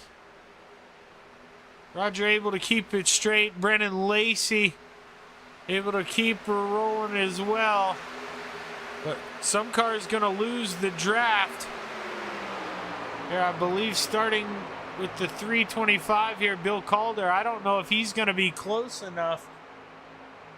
Let's go back and can we see far enough back to see what happened here? So Lacey gives Roger a big shot, unsettles the race car. Roger goes up, gets into the side of Scott Zeneker. Ooh. Scott Zeneker somehow kept that 143 straight. Phenomenal job by Scott Zeneker. The guys are wishing they maybe had a caution here in the early goings. Because that, I mean, as much as, it is what it is, everybody's on the same playing field. Now these guys, like you see this orange car of Isaac Salas creeping in, it is more important than ever to make sure you don't lose this draft. This could be the end of your race here. If we start stringing out into different size groups, you could find yourself the odd man out. Let's hop on board here, the cockpit. Let's see what this looks like. Isaac Salas 1.3, 1.2 seconds behind. And if Bill Calder, he's playing it smart. He's going to keep feathering it. I think if Corey Schartzer and Isaac Salas stay true, here they got Butters in line. They got a 3-car line. These guys stay true to each other. They're going to run down that front pack. Should be no problem here. About a lap or two. But they just got to behave, stay disciplined. And Chad Griggs, the man who was leading the 410 sprint car race moments ago, ran into a connection issue, we assume. Finds himself towards the front here at Daytona P2 as they come up on lap traffic. Roger Craig. Roger knows more than anyone. He's got to get in line here. He's going to have to tuck in. He doesn't want to lose the draft. It's going to be important to stick in line. Oh, and we got a wreck here at Daytona.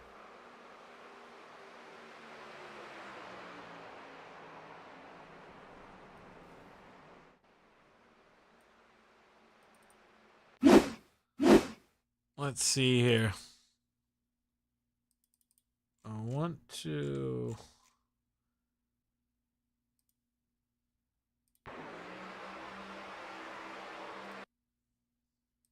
So, I mean, Rogers to the inside. They know it's coming. I want to zoom out a little bit, not really getting the best view there.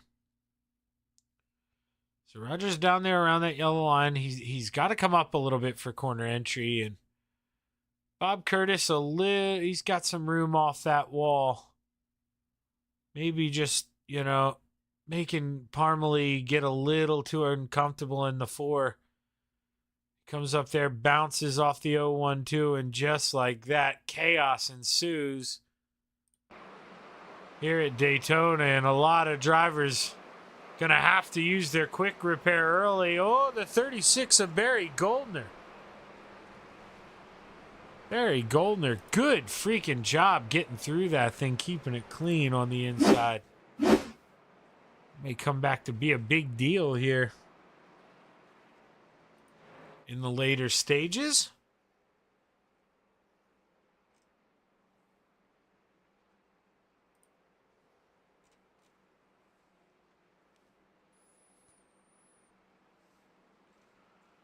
Let's see here. You're seeing me hunt for drivers. Let's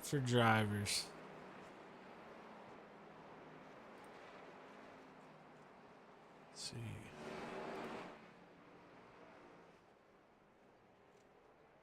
Now,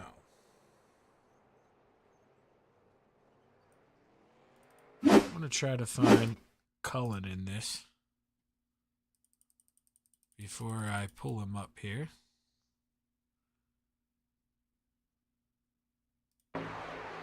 Oh, yeah, Cullen gets through this safe and sound.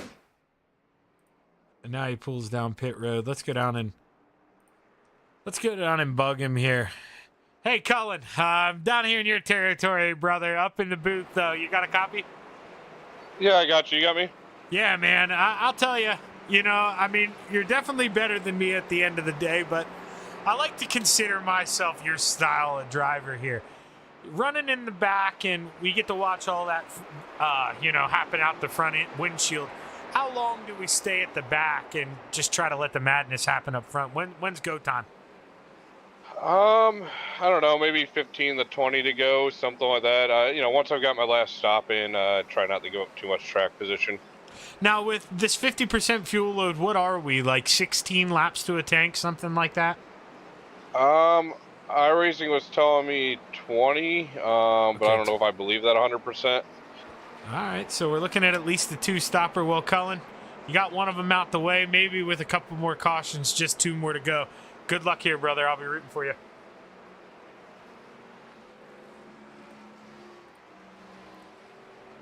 Cullen Johnston, driver of the 13. Just taking it easy, man. Letting all that happen out the front. I had to double check before I just accused him of that, but man, whenever we were running this asphalt series here weekly, Cullen and I would sit in the same Discord half the time and work together, especially at these asphalt races. Just no reason to be up front. Beating the heck out of the car, especially the quick repair limit. Just take it easy. Milk your time and make sure you don't find yourself in a bad spot. As right now, Dino. Speaking of bad spot, Dino, he's a lap down. Let's see, was Dino involved in that accident?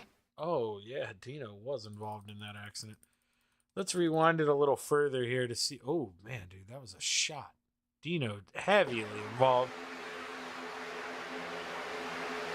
A 24 machine, you're just going to see this madness. It'll happen in front. Let's go up here. Contact, and this is what you do when you're on the outside, 3 rows behind the wreck. Absolutely nothing but hang on and enjoy the ride. Dino with nowhere to go. Pounded in the back. Pounds the 87 again. At this point, he's just trying to keep it straight, but he's going to get a little help here from behind. Hard into the outside wall. And at this point, Dino's wondering what more can go wrong. Well, Dino, more can go wrong here. He's probably a little frustrated, didn't slam that brake pedal there. Coasting to the inside wall, and Dino. Was he able to... That thing wouldn't even turn for him. That's why. Steering might have broke here. He was trying to get it straight. Tough break there. We see the 24. We know he's the 79 of Dean Reynolds, but the pace car pulls off. We're ready to go back racing. Green flags high. Ready to fly. Lap number 11 is underway here at Daytona International Speedway.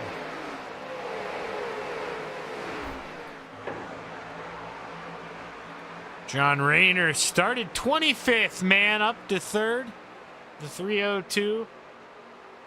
No stranger to asphalt racing. Always runs towards the front on Old Timers Tuesday there, Tuesday nights. If you haven't watched any of that, you got to go to C2C, or you got to go to their page. We're watching this, their YouTube account. Check out some of their restrictor plate asphalt racing. Definitely good. They play with a lot of different cars. Oh, we see... Holy crap. Hold on, Butters. Hold on, hold on. Oh, hold on, hold on, hold on. Holy you-know-what. Jesus. We just watched a man...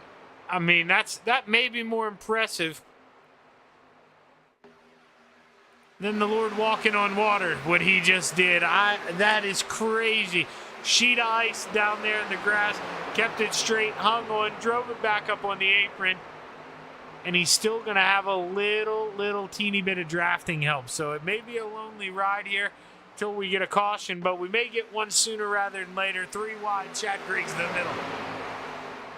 John Rayner thought best of that here, cracked the throttle, let him go by, fell back in line, and John Rayner knows all too well, maybe 3 wide can cause you some issues at Daytona.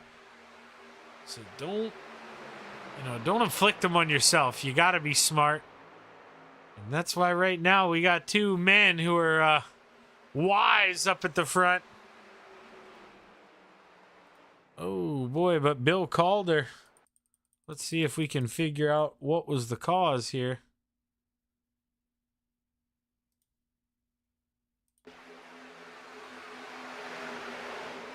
Dean trying to find a way on by. They're slightly rubbed. Bill, after the contact, he's trying to drive with one hand, so that may look like light contact.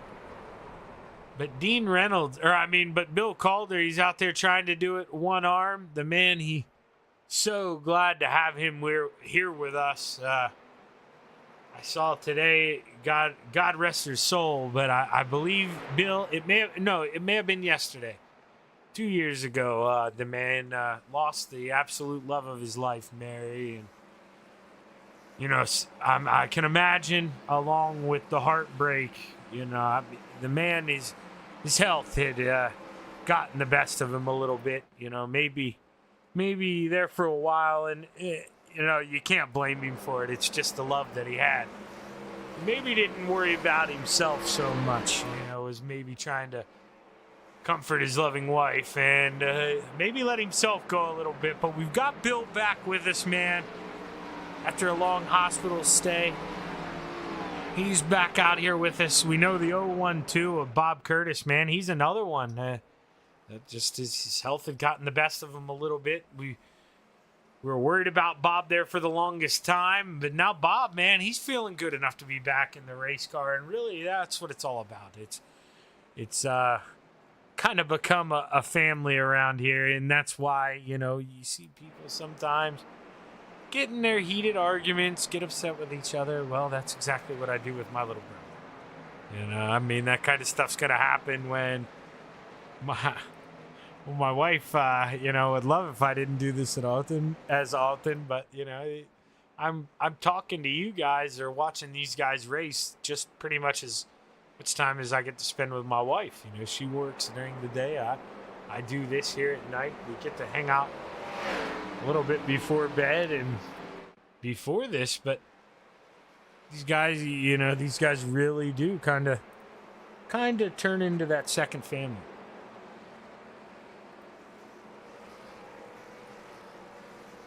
lights are still on here, so plenty of time to listen to me run my mouth. But we've got 3 cars out here who have not made a pit stop yet. I find that pretty interesting. Cale Bixler, Roland Olson, and Pat Boyce. Not too sure if they're thinking with all these caution flags, maybe they can one-stop this thing anyway. But I'm liking the guys who, personally, I bet if I look at Cullen Johnston, yeah, well, surprise, surprise. Like I say, we would have been doing that together. You pull down and you pit every freaking time you can. You make sure you got as much fuel packed in this thing, because out of nowhere, man, you're going to strike gold. You're going to get a long green flag run, and you can't be caught sleeping. You're going to lose way, way, way too much time doing a green flag pit stop here. So it's like F1. You know, if you watch F1 racing, it is a free pit stop under caution, especially, I mean, unlike F1, they don't go to any big ovals where you can just lay the hammer down and draft your way on around. So that's a big help. There's really no excuse to kind of getting yourself caught out and, you know, maybe possibly falling adrift to the lead lap. And right now, only 3 guys putting themselves at a risk to do that. Chad Griggs is in 3rd place, but he made a pit stop on the first caution, so he pit on lap 8. Along with the majority of every other driver, until when you look at the leaderboard there, G.J. Boydell in 15th. Everyone behind G.J. Boydell pit on the most recent pit stops. Dean Reynolds, only 1 lap down now, was able to get one of those laps back. So we'll have to see here, the 24. Hopefully able to get back on the lead lap. Always rooting for the 79 of Dean Reynolds.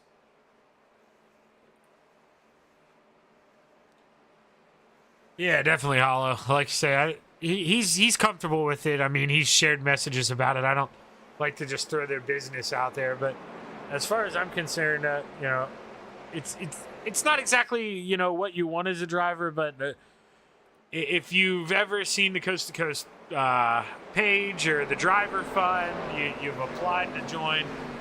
Bill Calder's the guy who does absolutely almost everything with that site, the drivers. And I mean, he is literally a savior behind the scenes. So Bill could come out here and wreck the field twice tonight for all I care, and you're not going to hear me say anything bad. But the green flag's high. It's ready to fly. 16 laps to go. We're back underway as the Librarian with a good jump. But you know all too well, if you watch restrictor plate racing, maybe too good of a jump. What kind of run does Chad Griggs get here on the bottom? In this 27, does he look to take the lead? Or does he just want to stay in line for now? Me personally, if I'm Chad Griggs, you know, well, I've got the broadcast on to give Shaggy and Coast to Coast more views. I've, of course, got both of them on. You know, I've got mine open on the YouTube, got Coast to Coast open. So you hear it twice, and you got the information that Pat Boyce hasn't pit yet. And what you do is you absolutely make that guy murder his fuel mileage by staying out front. And you force somebody to cash an early check and make an early pit stop. You know, I mean, it's the way it is. You don't want to be, you know, a 2-letter word starts with a D, the other one an H. You don't want to be that kind of guy, but it's what you got to do. If you can eliminate one driver from the pool here, I mean, if you're a gambling man, that increases your odds. And most of these racers are gamblers. That's why we, you know, like going so fast, like the thrill. Let's see what it looks like here through 3 and 4 as they drive their way in. Oh, man, where they're getting oh so close. They're in the middle of the corner. That was Scott Zeneker floating up. We're still 3 wide. Good hold there by Brennan Lacey on the outside. Brennan Lacey gave that wall a slight little kiss, but had enough to hang on to it. We inch closer and closer to that halfway point on lap 18.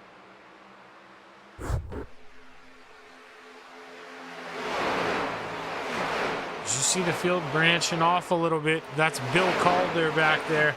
Not too sure if Bill's still going to be within draft or not. He's got Cullen behind him, so Cullen making sure probably that they hang on, don't lose touch, but not going to be necessarily that easy when you got these guys up here pedal to the metal, racing hard 2 by 2. New leader, the 70 of Mike Cramner. Whoa, he goes down and slams the door shut on the Librarian, man. Aggressive move here on lap 19. But the Librarian probably actually appreciates it. He'll get to go get some draft, make this thing last just a little bit longer than it would have if he'd stayed out front. And there's other guys who need to pit. Roland Olson, Cale Bixler. You know, Cale's falling back to 10th, rolling back to 8th. You know, that just proves staying out there. It is not a track position game here at Daytona until maybe 3-4 laps to go. I can't remember the year, I guess. Oh, man. I was such a little kid. I don't think when Earnhardt won his first 500, I don't think that was the comeback race. I think it was maybe at Talladega. In the late 90s when he was on a restart back in 30th, ended up winning the dang thing. You can do that. That's nothing at these restrictor plate races. I mean, it is something, don't get me wrong, but if you hit the gaps right when they open, you nail your timing, it can be done, and, you know, it's been demonstrated before. But right now, new leader, the 83 of the Spider Monkey, here he's trying to lead lap number 20. Gary Sigelkow a little closer to him than the 41 of Pat Boyce is to the 70, and that's not helping Mike Cramner's case here. Brandon Dittmer stays up high. Does he want to bring his friend in the 25 along and then possibly shift down? Gary Sigelkow shifts down. Brandon Dittmer, we got a new front too. Sorry there if you caught the end of the hiccups. Brennan Lacey, remember, he was in that wall a little bit ago, but has stuck true to the rear end of that 56 of Randy Shreves. No, Randy Shreves, he sees the door closed. Brandon Dittmer floated back up there to control the high side. Not sure if that's a possible team order. Brandon Dittmer, I mean, he's a training wheels racer, but none of his other teammates really do the asphalt stuff, I don't believe. So I imagine he's probably hanging out with those Venom boys. So him and Gary Sigelkow possibly trying to control the pace here at Daytona in the early going as Dean Reynolds. He's back up here. Where's Dino? Well, Dino's back here, duh, because he's a lap down, so he's towards the bottom of my list. But interesting enough, him and Roger Craig battling for the lucky dog. Where is Roger Craig? You see the 747. That's going to be an interesting one to keep your eye on here. Ooh, and if you get any incident points at all just like that, you're not going to get the lucky dog. And I think, well, that's the end of Dino's race here. We watched it happen live. I think that 24 will be out of quick repairs. Good night. Tough break for the 24 of Dean Reynolds, but we watched it happen live there.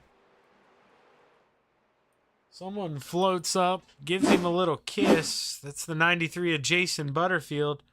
Now, you see, okay, so maybe we're quick to blame Jason. No, we can stay blaming Jason. Nothing against you, Jason. I was possibly going to blame the 75 there for you because I saw him float up behind you. Didn't know. But instead of, you know, backing out of that throttle like Dino did, we keep it pinned. Then we float back up and we get in the side of the 24 Dino. There's absolutely nothing you can do when you're hooked at that speed. And then absolutely nothing you can do if you're these cars behind. And this is where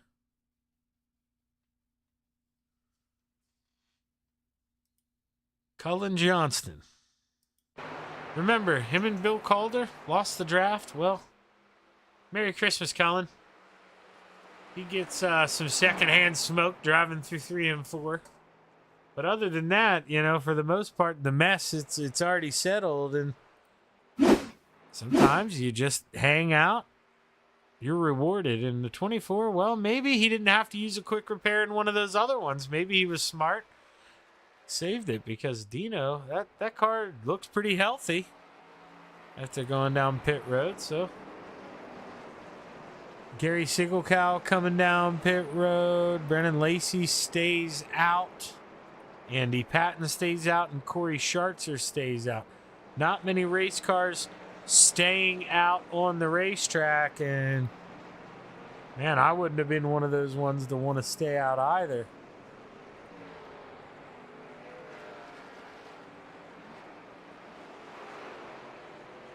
You see the cars coming off pit road. Chad Griggs, Pat Boyzenecker, Jack Clevenger. But Brennan Lacey, the new man out front here, last pitted on lap 8.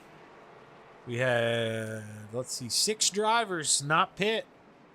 Brennan Lacey, Andy Patton, Corey Schartzer, John Rayner, Barry Goldner, and Bill Calder.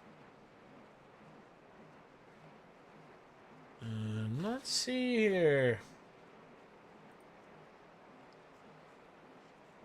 What can I find? What can I find?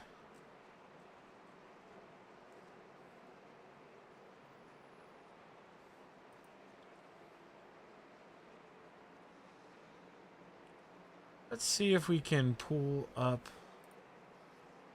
Mike Cramner. Mike, Shaggy in the booth, man. You got a copy? Yeah, buddy, I got it. All right, Mike, what are we thinking here? Is there any chance, you know, maybe in one more caution or two, can we go the rest of the way here with that stop you just made? Yeah, that's what I'm thinking. We get a caution right here. I think it'll work out okay. I think I'm just a few laps short right now, so I think I can make it with a caution. Now, you know, a little bigger field here than we're used to on Tuesdays, Mike, but you definitely got the experience on him, man. I've watched you manipulate draft, work your way up to the front. When the white flag flies in a perfect world, where do we want to have that 70? Well, I like the outside high. That's pretty fast up there. Well, Mike, I'd really like to be high on the outside at the end. well, man, you know, I'm hoping you can get there for your sake. I'm rooting for you, Mike. Go show these kids what those salty dogs are all about, brother. Thank you, Shaggy.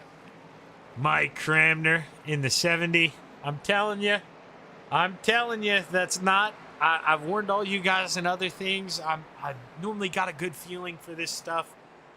And Mike is just one of those guys that I've watched him race so much, and when other guys don't have the patience, he's willing to do it. You know, him and Terry Landis almost carbon copies in that way. They're not racing for the now. You know, they are focused on lap 49 and 50 because that's what matters at these restrictor plate tracks. So you got to make sure, you know, you got something left. And hell, you know, 2 to go. You got to make sure maybe you even got a quick repair left. It could get nasty out here. And if you got that advantage over the other drivers, you still got one left. And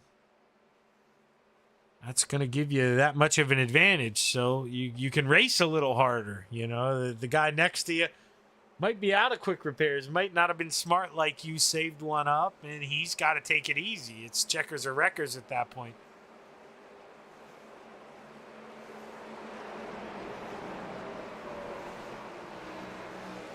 Andy Patton on the outside, Brennan Lacey to the inside here as we roll through 3 and 4. We're going to get the cross flags. At the same time we take the green flag here, we'll be halfway. There's only 3 cautions so far. Not too bad. You know, I mean, I'd challenge the boys here. Green flag pit stop would be... That's what you need. I mean, it's really not NASCAR racing without a green flag pit stop. That's where you make your money, hitting pit road better than everybody else. But the green flag's high. It's ready to fly. We're back underway. 25 laps left to go. We're halfway. Oh, going 3 wide already. Hold on. Well, they decided that wasn't a good idea pretty quick until they decided it was a good idea. Gary Singelkow thinks about taking a peek.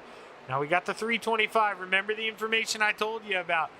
He's doing this one armed. So, I mean, you take one tap off the wall, one guy kisses you. It's hard to hold on to it, but Bill Calder doing an absolute wonderful job right now, trying to stay high out of everyone's way. Scott Zeneker looks to the inside, and for the moment, Bill Calder shuffled to the high side, but he's in the wall right now. Is he able to get it down out of the wall? Well, we'd like to see the 93 maybe give him a little more room. Oh, boy, good job there, Bill Calder. And, you know, that's nothing. I don't mean that as a shot at Butters, but you're kind of back there running side by side in the back of the back. See a guy in the wall, maybe go single file, think a little bit. But we got Chad Griggs getting turned off the nose of Pat Boyce, except he didn't get turned off the nose. That was crazy. Rewind. Then we will jump back live. I don't know if you guys caught that on the bottom, and apparently Jack Clevenger, he thought they were going to wreck too. Watch him go up, and he gets on the brakes in front of Zeneker. So Jack Clevenger, that race car's got to be tore up. It is. He's pacing around by himself. Tough break there for the 78. As leaders come around, lap 23, ready to click underway. As the 6 car, the Miller Lite machine, Corey Schartzer, found his way to the front after not pitting there under the green flag, and still up there in the top 6. But Corey's one of those guys here, gonna definitely have to pit one more time. If you stay green, everyone's pitting. But the people who pit most recently, that's a 2-second pit stop. They're getting a splash of gas and they're gone. So, I mean, that's going to be the difference there in pit time. If you pit earlier, you're really hoping for a caution in about 4 laps, 5 laps.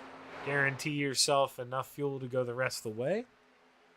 And if we would get a caution, then we're going to see everybody, absolutely everybody go down pit road as we take a look back here. We got the second pack back here after the scrape up. Sure, Jason Butterfield, that front end looks pretty beat up here. What happened to the 93? Was there something else we possibly just missed here? Is he getting the outside wall? Because it doesn't look like it's too beat up here.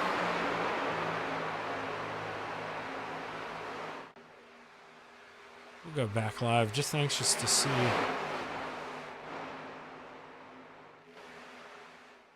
No, nothing egregious. Just a little damage on that left front. I'm not too sure how it came up, but we're 3 wide for the lead. Oh, Brennan Lacey to the inside. Oh my gosh. Oh my gosh. Hold your breath. You can't do that there if you're the 143. Not in the middle, 3 wide. Not when you're coming up on lap traffic. They're able to back out of it, save it. Boy, oh boy, that could have been nasty. Scott Zeneker went up there, gave him a handful, and now him in the 6 of Corey Schartzer. They're going to wreck, and, you know, you kind of saw that one coming, and that's where I say, you know, that's not the Mike Cramner, Terry Landis, Cullen Johnston attitude there. That's the got to go get it now. There's plenty of time. In the middle, 3 wide. Corey, he could definitely give him a little more room here. Let's see. Pay attention to that black, though. The 143, he comes up. The 6, he didn't give him a lot of room, but how much room is he supposed to give him? I mean, he's got the 78 lap car in front of him, and instead we're going 3 wide. And, you know, this, right after we see this, and look at Chad Griggs, able to hold on to that. I mean, that lifted the rear end out of the car, and in the middle, 3 wide for the lead. He's still able to keep it pinned. Good hands there for the 27.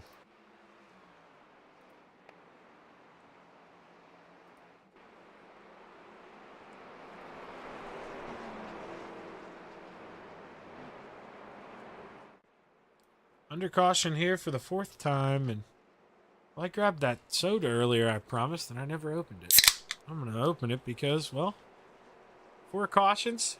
Dragging a little bit. I need a little energy here.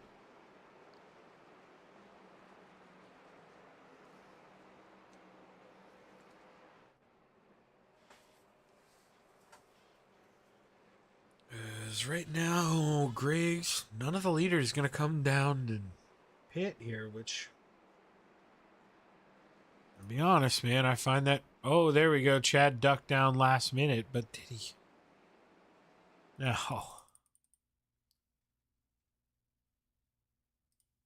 So... iRacing isn't going to complain at you for this, but that pit entry line is right there, man. He may just clip it with those left tires. And I was worried from that view that maybe Lacey sped up and got to him before the line, but Chad actually cost himself there. Brennan timed that perfect. Still wasn't able to outdo Chad on the pit stop. Chad's still coming out 3rd place. There's Mike Cramner in the 70 out front, doing the strategy that we talked about. Maybe 1 or 2 more cautions, thinking he can go the rest of the way. But now, what I don't like from the 70 of Mike Cramner, now that fuel mileage, that reading that you've been getting this whole time, that's been in the draft, buddy. Now you're going to be the snowplow. That thing's going to chew up a lot more gas than you're used to, and you got to make sure that under that last pit stop, man, they packed her full. Because he is going to be running on fumes if he plans on leading this thing until the end.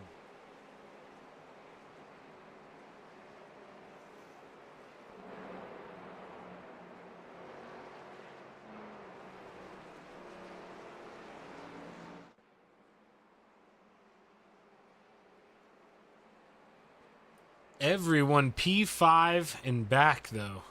Or P4 and back, excuse me. Griggs on back. Should be able to make it the rest of the way on fuel, I would assume. These front 3, man, these salty dogs, they're playing with the devil here. Have to see if they can find a way to, you know, what was it? Burn for, or let's make this thing run for 7 days and 7 nights here on a little bit of fuel. See if we can get a little NASCAR miracle for the front 3 drivers. Because it is going to be a long, long way home for these guys if they run out of gas. Long walk back to pit road.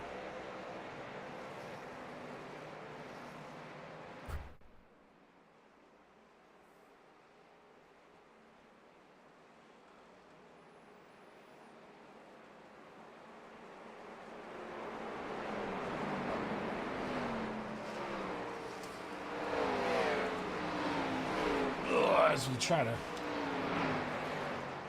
unplug my mouse. Sorry, my mouse was dying there at the beginning of this. Needed to recharge it. It's so much easier when I can unplug that thing. Manipulate it from a little further away.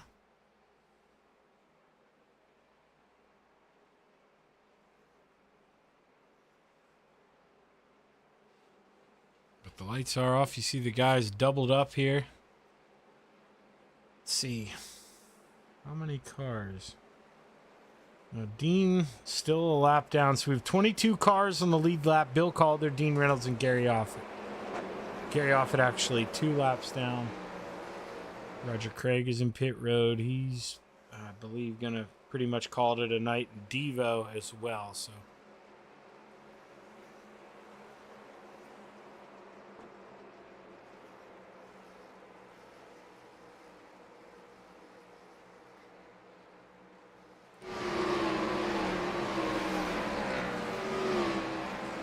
Watch the cars go out of 4. The pace car is going to dive off.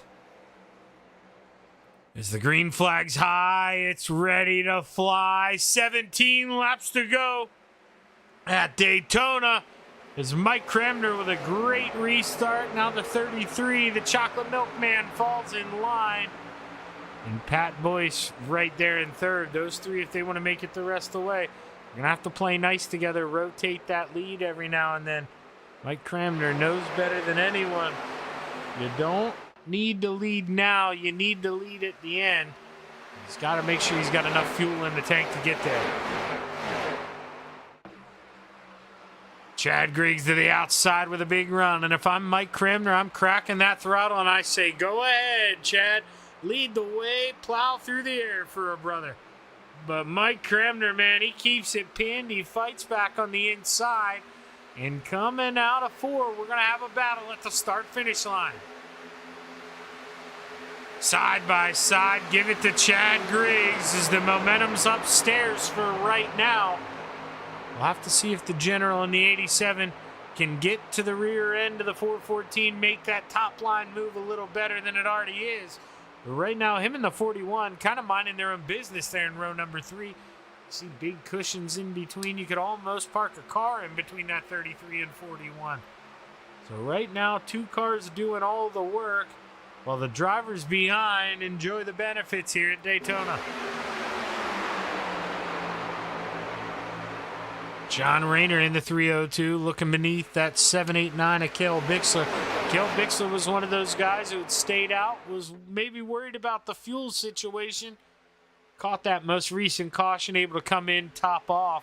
Still finds himself in the top 10. Cale Bixler, not necessarily known around here as an asphalt racer, but holding his own here early on at Daytona. You know what? We made it this long. I should have done it under caution, but realistically, I can't take this anymore. I'd like to see a little bit more cars here, so we got to do this. I'd like to zoom out, get my view a little better. Oh, and I do it right as a caution flag flies. How did we miss that here? The 4 of Greg Parmalee, maybe it was on the screen, and, well, I missed it because I'm clicking a bunch of buttons. No, we definitely did not miss this. Okay. Let's go up here. Now I'm going to take a shot in the dark here. Where I think this may have started.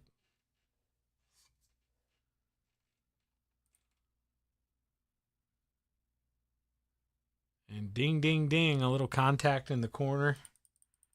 And contact again. And can't make contact in the corner in these things, especially somebody's left rear quarter like that. Get into him, turn him, go around. Big wreck here. See all those cars wadded up. Dino just kind of out of disgust turns that thing into the outside wall. I don't blame him. Probably it for the 24. 143 and the 78 playing around in here, and we'll see if the 143 he may be out of spare parts in that thing, but who knows? Now, if you're Mike Cramner, I think this is maybe what you wanted here. You got to think you're probably good. There's no way that they pit now. If you stayed out the last time, I couldn't see him or Roland pitting now. It just really wouldn't make much sense. If you're back in the back, I would pit if you have any tires left because, it doesn't really matter, but why not have that little better maneuverability than the guy around you? You know, I mean, we saw Butters have to ice skate through the grass, bring it back up on the apron. That's not easy to do on real old tires. But not a lot of green flag runs here tonight, so the tires aren't going to be that abused. I would really be surprised if we see anybody even below 98% wear on most of these tires.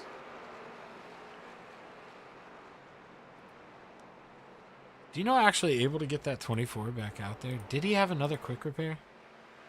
Nah, he must still have some damage. He just tried to repair it and said, nah, that's it. Can't blame him there. That's why I kind of figured he wasn't coming back out. Cullen Johnston, I think. Oh, man. Cullen was involved in that. He was one of the guys definitely rooting for to survive this thing. Let's see what happened to Cullen. Oh yeah, he's one of the early collectors here.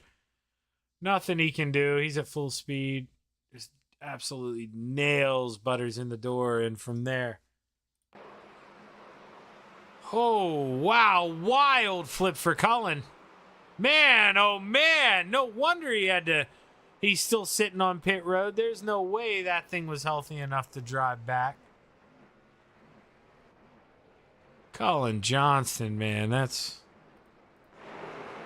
tough break, and it actually is driving. All right, so how long does he go? This is the real question. Because if Cullen drives this thing back into the pits, then that just means he's out of quick repairs. And I did not think that Cullen was involved in that many of the accidents. Maybe he forgot to click on the quick repair button. We're committed at this point. I mean, we've had 6 cautions, so bear with me here, but we're committed. Okay, he just realized I'm not going to make it. He towed it. I guess was figuring he was wasting too much time, and Cullen pulls in there, takes a little break. And Mike Cramner paces the field here. We'll have 11 laps to go whenever we take the restart.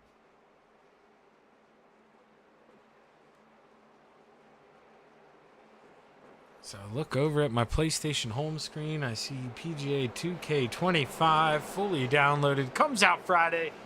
You better download it, buy it, and play with me. It's crossplay.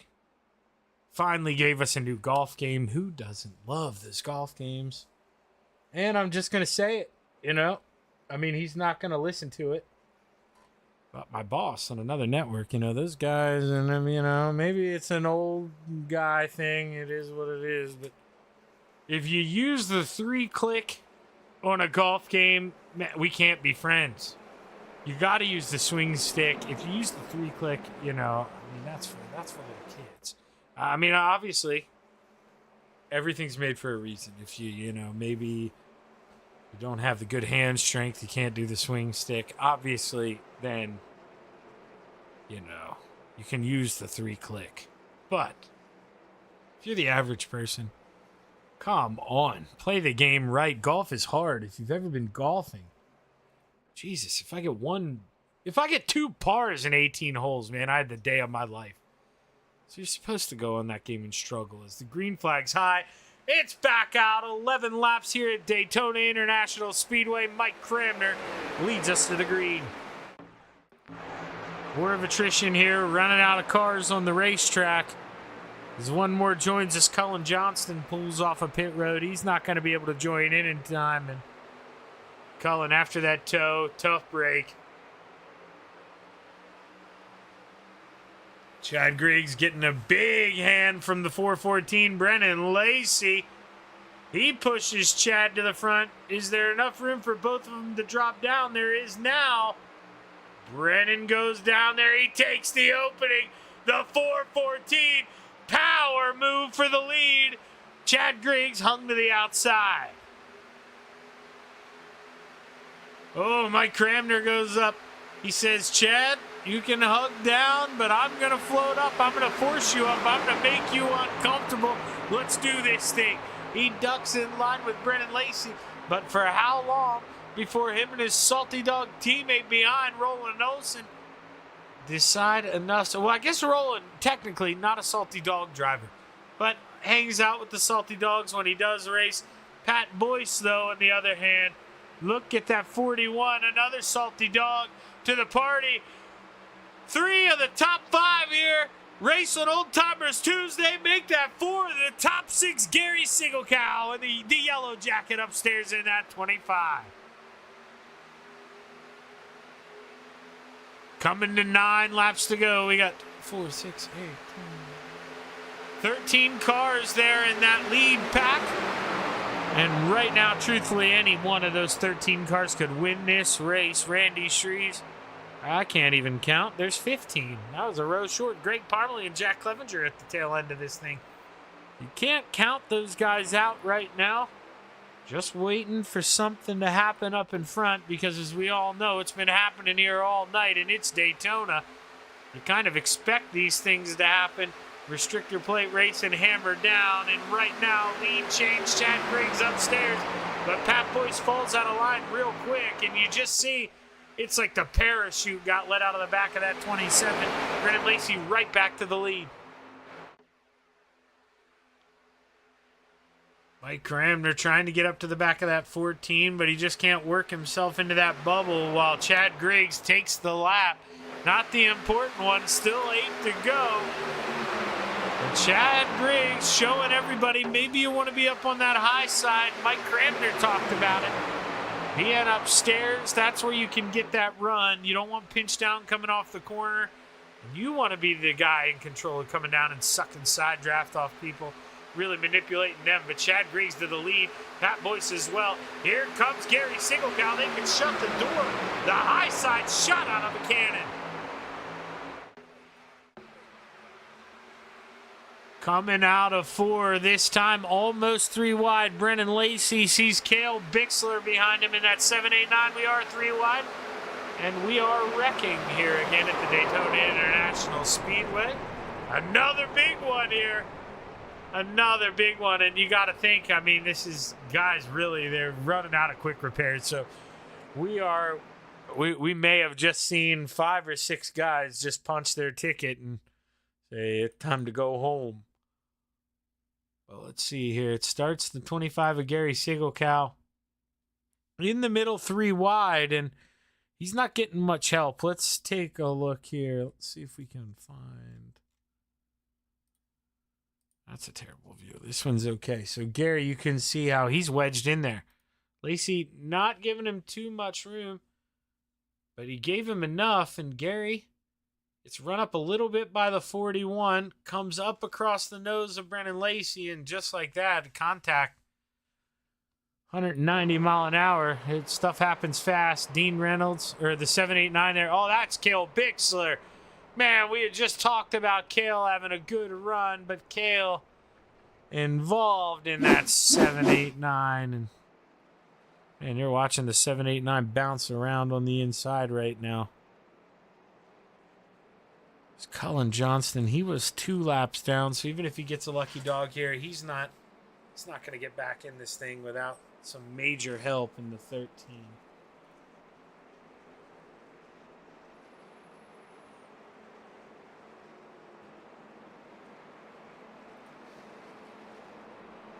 Brennan Lacey, that thing a little sick. 14. He's going to have to come down and we'll see if he has a quick repair. We'll see if that thing magically changes and gets real pretty again on the side. I don't think it's supposed to have those white scratches. Well, he overshot the pit stall a little bit. I think his pit guy just laughed at him. You see him bending over there. That's pretty rude. Mistakes happen. He did have a quick repair. Able to get back out there will be Brennan Lacey. Is Chad Griggs your leader? 5 to go next time. Should get the green with 4 to go unless they shorten it, which I wouldn't imagine they shorten it because you see cars getting the wave around. Cars running pit road. Can't really shorten it.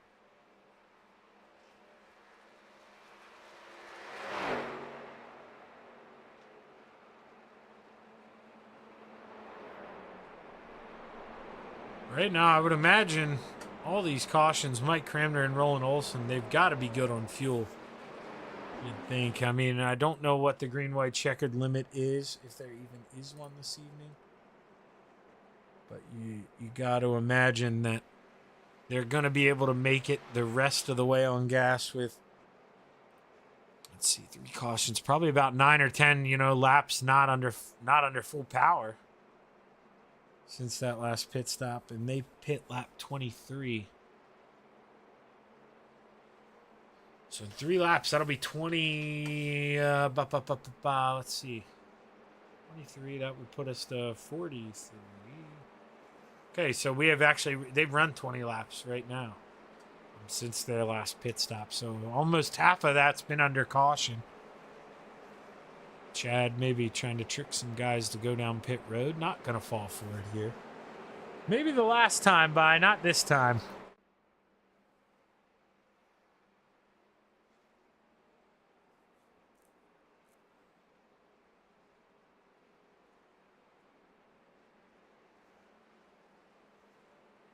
We haven't really talked about that 5 car all night, but looky who. Isaac Salas inside the top 10. Keep an eye out on the 5 here. Isaac, a good asphalt, well, just an all-around good racer. Maybe not as known for the asphalt, but he can manipulate a car around a racetrack, that's for sure. And we'll have to see what happens here in the closing stages.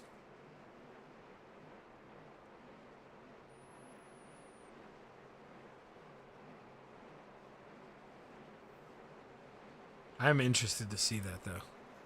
So, yeah, it's a good thing. I remember they said it for that, it was the 2-hour and 40-minute race time. So it's a good thing we didn't have to use all that. We only got 5 laps to go. We still got an hour and 40 or 50-some minutes there if we needed to. But I don't think we're going to need to use all that up tonight. I had a feeling that may have been a tad overkill, but, hey, better safe than sorry. We've learned the hard way here, that's for sure. Oh man, see, I drank that Pepsi already.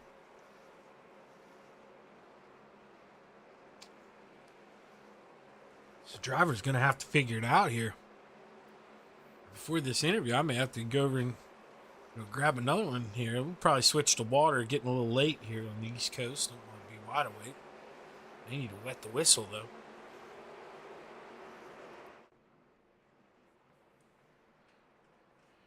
As the pace car goes down pit road, we're going to have 4 laps to go here at the Mecca Motorsports Daytona International Speedway. We're back underway.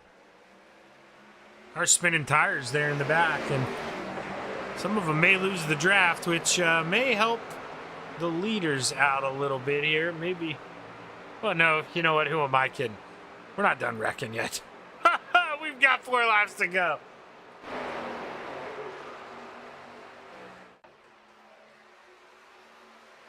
Pat Boyce leading the line on the outside. Chad Griggs on the inside.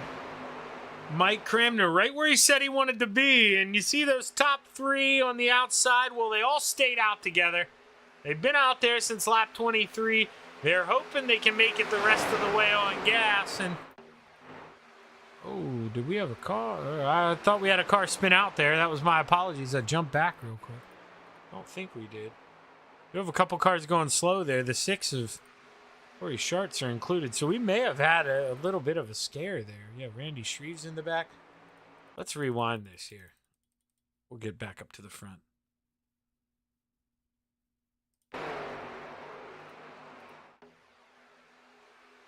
No, their car's just a damage. That's all that is. Just sick cars with damage, not able to be fully repaired. And right now Chad Griggs still out front here. 3 laps to go. There's that 5 of Isaac Salas. We're going 3 wide. This plenty of room here to go 3 wide, but you got to give each other that room. And right now they are. Good job through 3 and 4, giving each other that buffer. But there it goes, and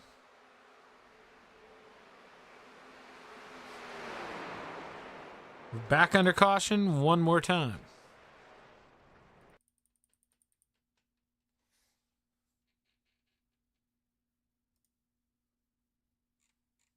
Let's see here. Let's see if we can figure out who we want to blame. And I think we want to blame Lacey for this one. Let's see what the 33 does. No, maybe not. Pay attention to that black line. So Lacey goes down below it. Comes back up. Yeah, I mean, the 33 may have slightly came down, but he couldn't have came down much because the 5 of Isaac Salas was there. And gets a little shot in the right rear from the 33 as he comes down the racetrack. I think that's just, you know, Brennan trying to get up into a hole that wasn't there at the moment. And just like that, back under caution. Now Cramner and them, you know, this is where we're going to go a little longer now than we should have. Green, white, checkered territory. Do they have enough fuel? If I'm the 70, I'm down there on that flat. And I'm pushing the clutch every single chance I can. Trying to save as much fuel around this giant 2.5 mile super speedway.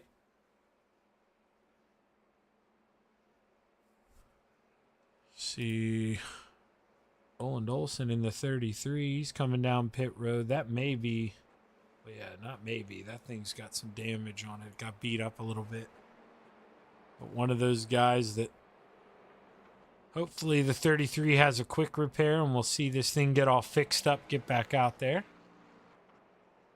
As he does, you watch that come back out. And nobody taking tires. I know you don't really need them. Trust me, I know, but you might as well. I mean, you're down there pretty much all by yourself. They got 4 sets. There's no way you used all of them.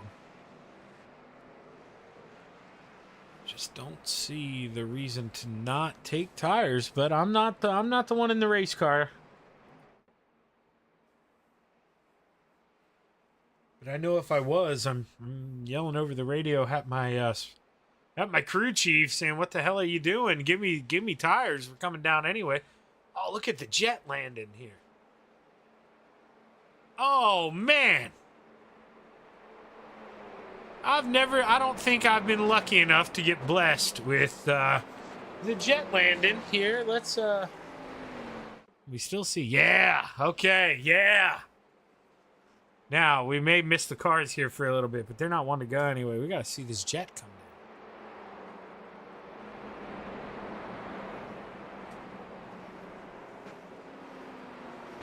down. Now, with the way it's been going lately, keep an eye out on this landing. Oh, look at it. Touchdown, no problem. Touchdown, no problem. I mean, that's some good brakes. You see how quick that thing was slowing down, too. I want him flying me. That's how you land a jet right there.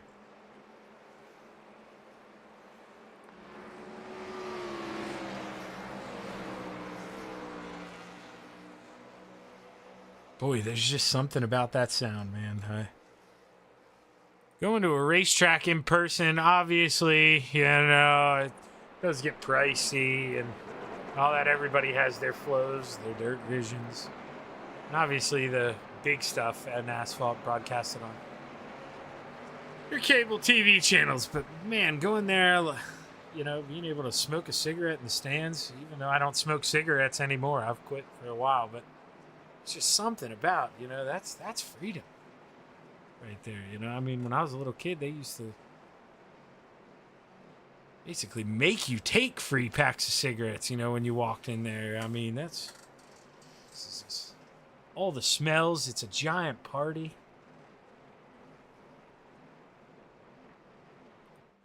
Which is maybe why, you know, Father Chapman maybe quit taking me to so many of them because, you know, if you've been there, you've been to some of these, man, they can party hard at these NASCAR things. I remember being a little kid at Dover. Actually, Mark Martin won that race. And Mark Martin was my favorite driver, so probably the coolest race I've ever been to in NASCAR. But every time Dale Earnhardt Jr. would drive by, this guy would stand up and, I mean, yell at the top of his lungs, you know, anything, go Junior, whatever. And my dad told me, he was like, he's not going to make it to lap 50. And I was like, what are you talking about? And he goes, just watch. So I was about 12, you know. I mean, obviously, I know about drinking, but he's exactly right. The guy made it to lap 37 and passed out in his seat and missed a 200-lap race at Dover. I never really understood that. Don't get me wrong. I'm all about having a good time. Oh, boy, that's a little too good of a time. So ready for our first attempt here at a green-white checkered. Chad Griggs set to lead us back to the green flag. We're back underway. 2 to go at Daytona.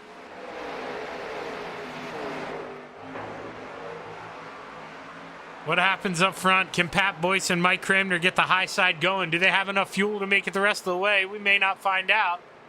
I think we're wrecking again in the back, and we're going to hope that a caution doesn't come out because we saw it happen in the back. I feel bad for Roland, but not really going to affect the outcome of this race. Hopefully we get to keep rolling here, but we'll see. We're going 3 wide down the backstretch. It may not be time to whistle this thing over just yet. It's Gary Siegelkow on the outside coming down. Cramner floats up a little bit. Siegelkow running out of room. Siegelkow bounces off that outside wall, holds on to it for now. And we're coming to the white flag. 1 lap to go. This thing's over the next time we cross the stripe.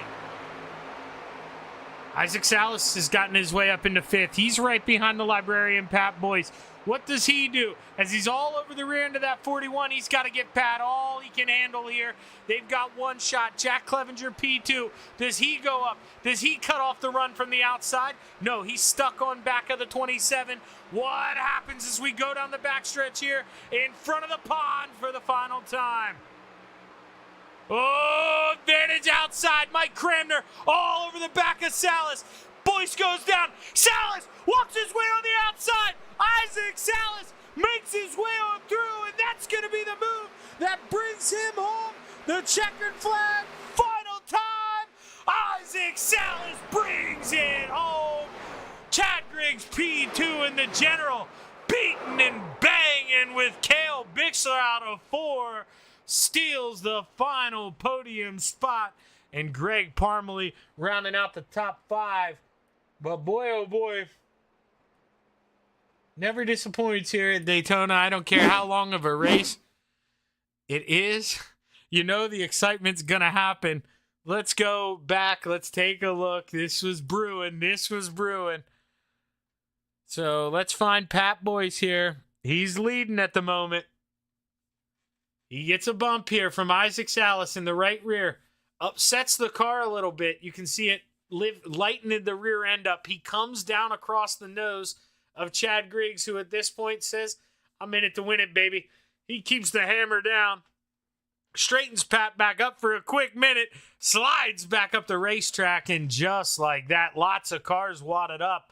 But the man who I told you keep your eye on, man, he found himself in the top 10 when it mattered at the end. Put that race car on the outside, and Isaac Salas just brings it home. But look at these guys battling to the line. Let's see here.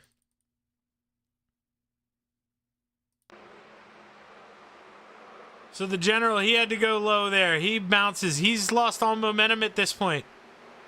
Cale, put those 2 tires down on the apron. Gets a little bump there,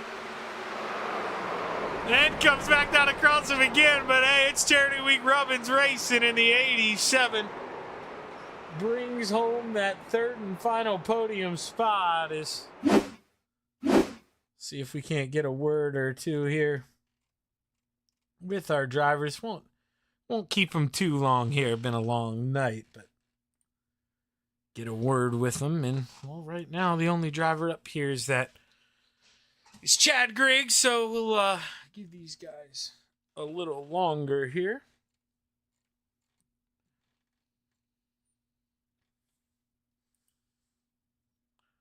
And actually, I see him in his Discord, so I can just What is that cheat. for? Oh, I just pulled you up, Andy. You're good. Hey, man. Wait, what is what for? You got 3rd, right? No, why didn't you? I'm just looking at the iRacing official. What happened there? Whoa. So the general, Andy Patton.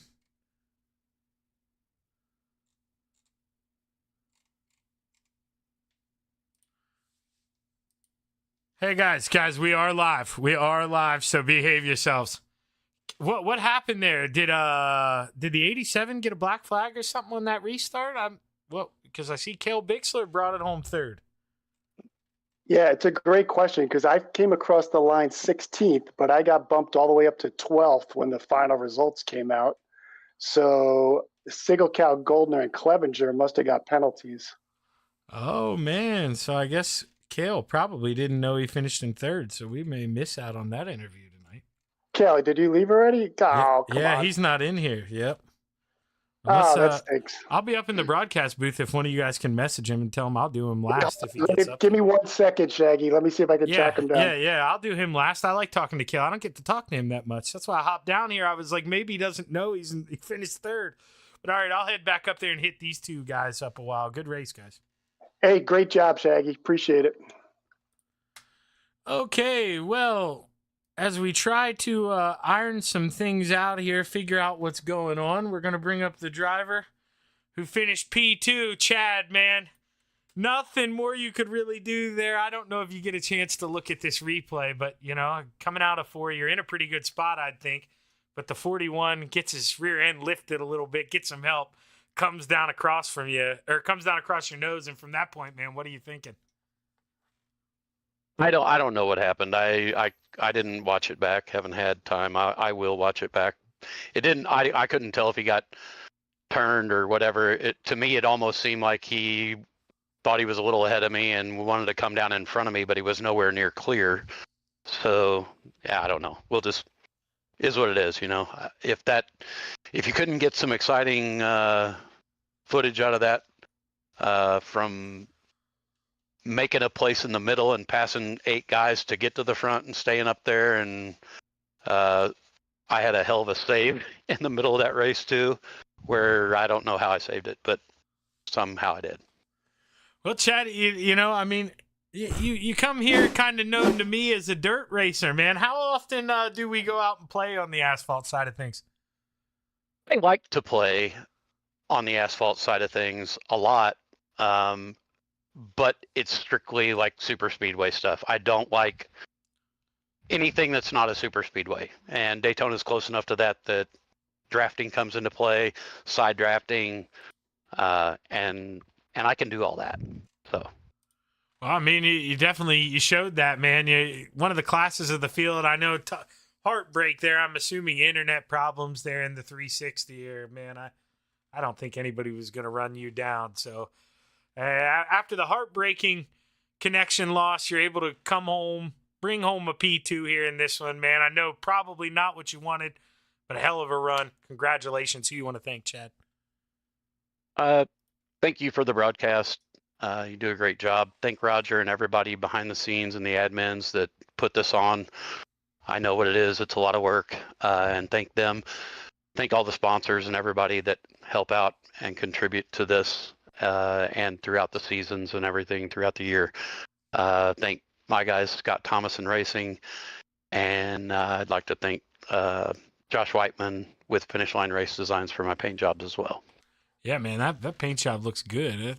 I like the swirl on the side of it. Reminds me, too, of the color, those cups that we used to have in the early 90s. I love that color combo. I just had him do that paint yesterday for this race, so.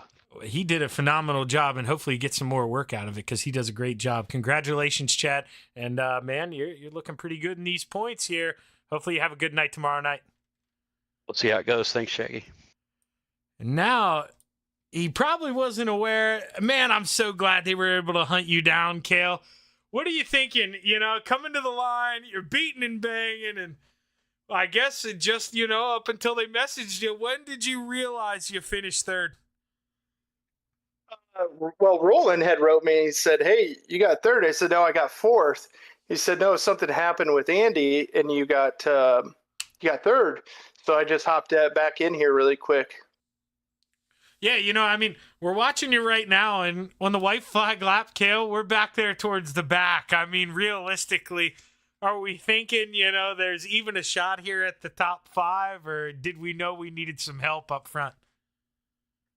To be honest, I followed Andy because I know Andy's a great driver, and I thought if there's one guy that's going to stay out of trouble, it's Andy.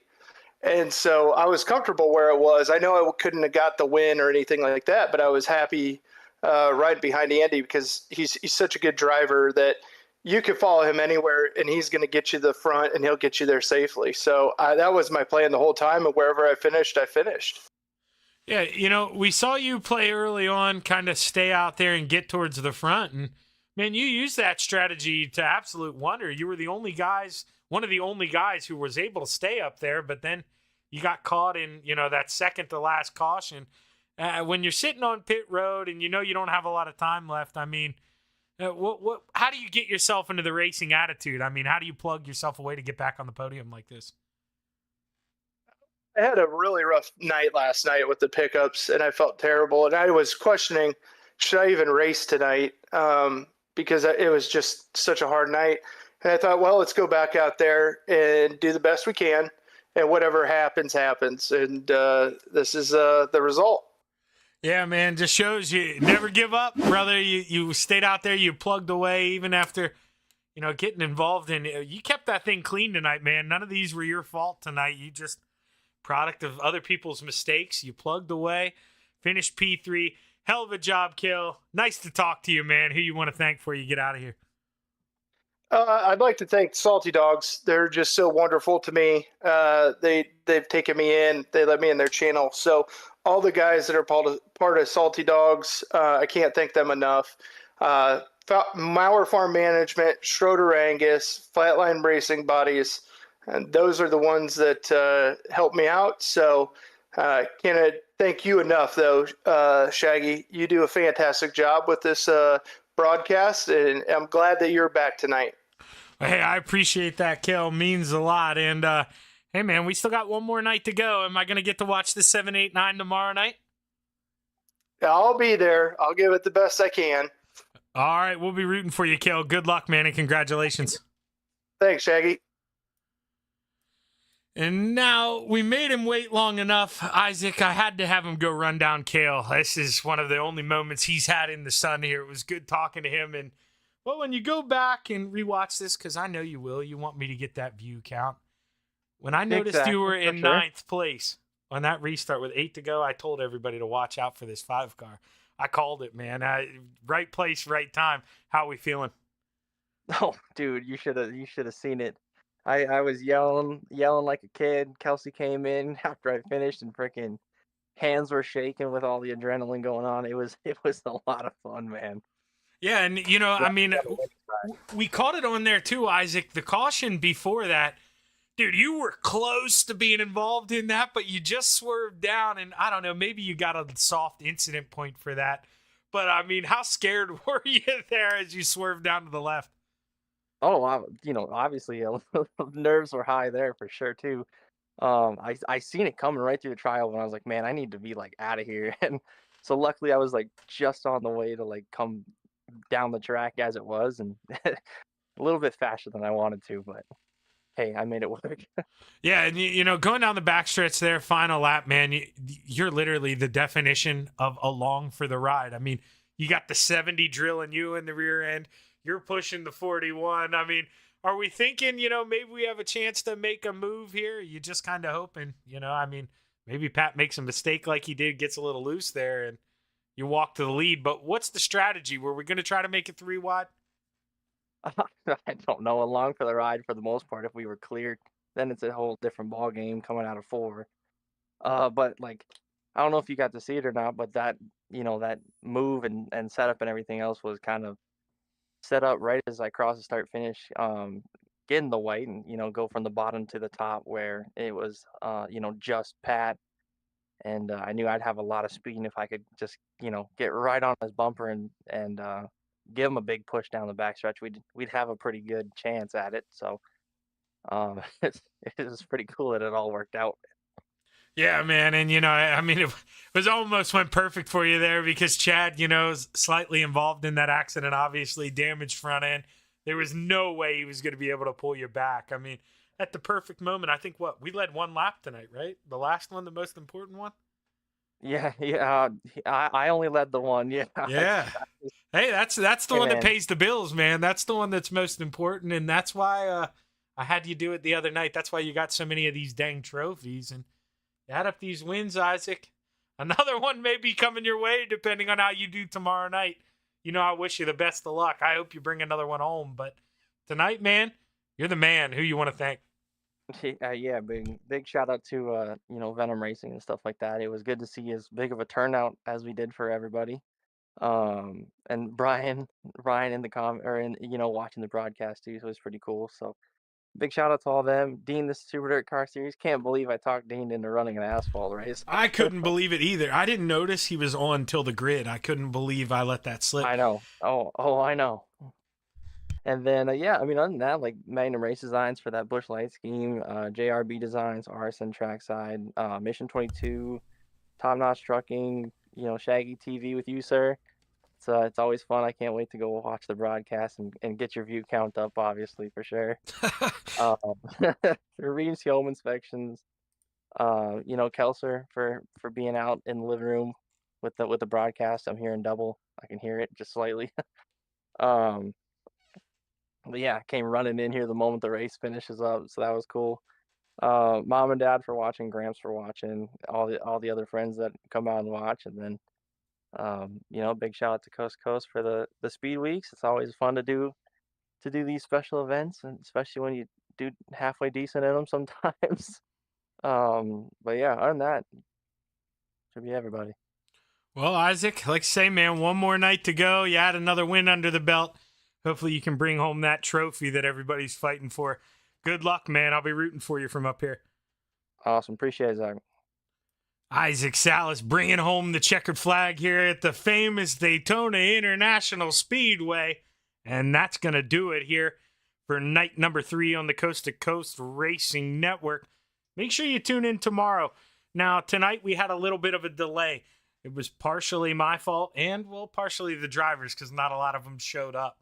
We were supposed to kick off at 7 Eastern tomorrow night. I believe 7 Eastern as well, unless we hear different in our drivers' Discord, which I'm sure they'd make a post. Let everybody know about, but make sure tomorrow night, if you're listening, you tell your favorite driver, don't miss this thing. It's the final night. We are kicking off at 7 o'clock. So hit that like button, hit that subscribe button.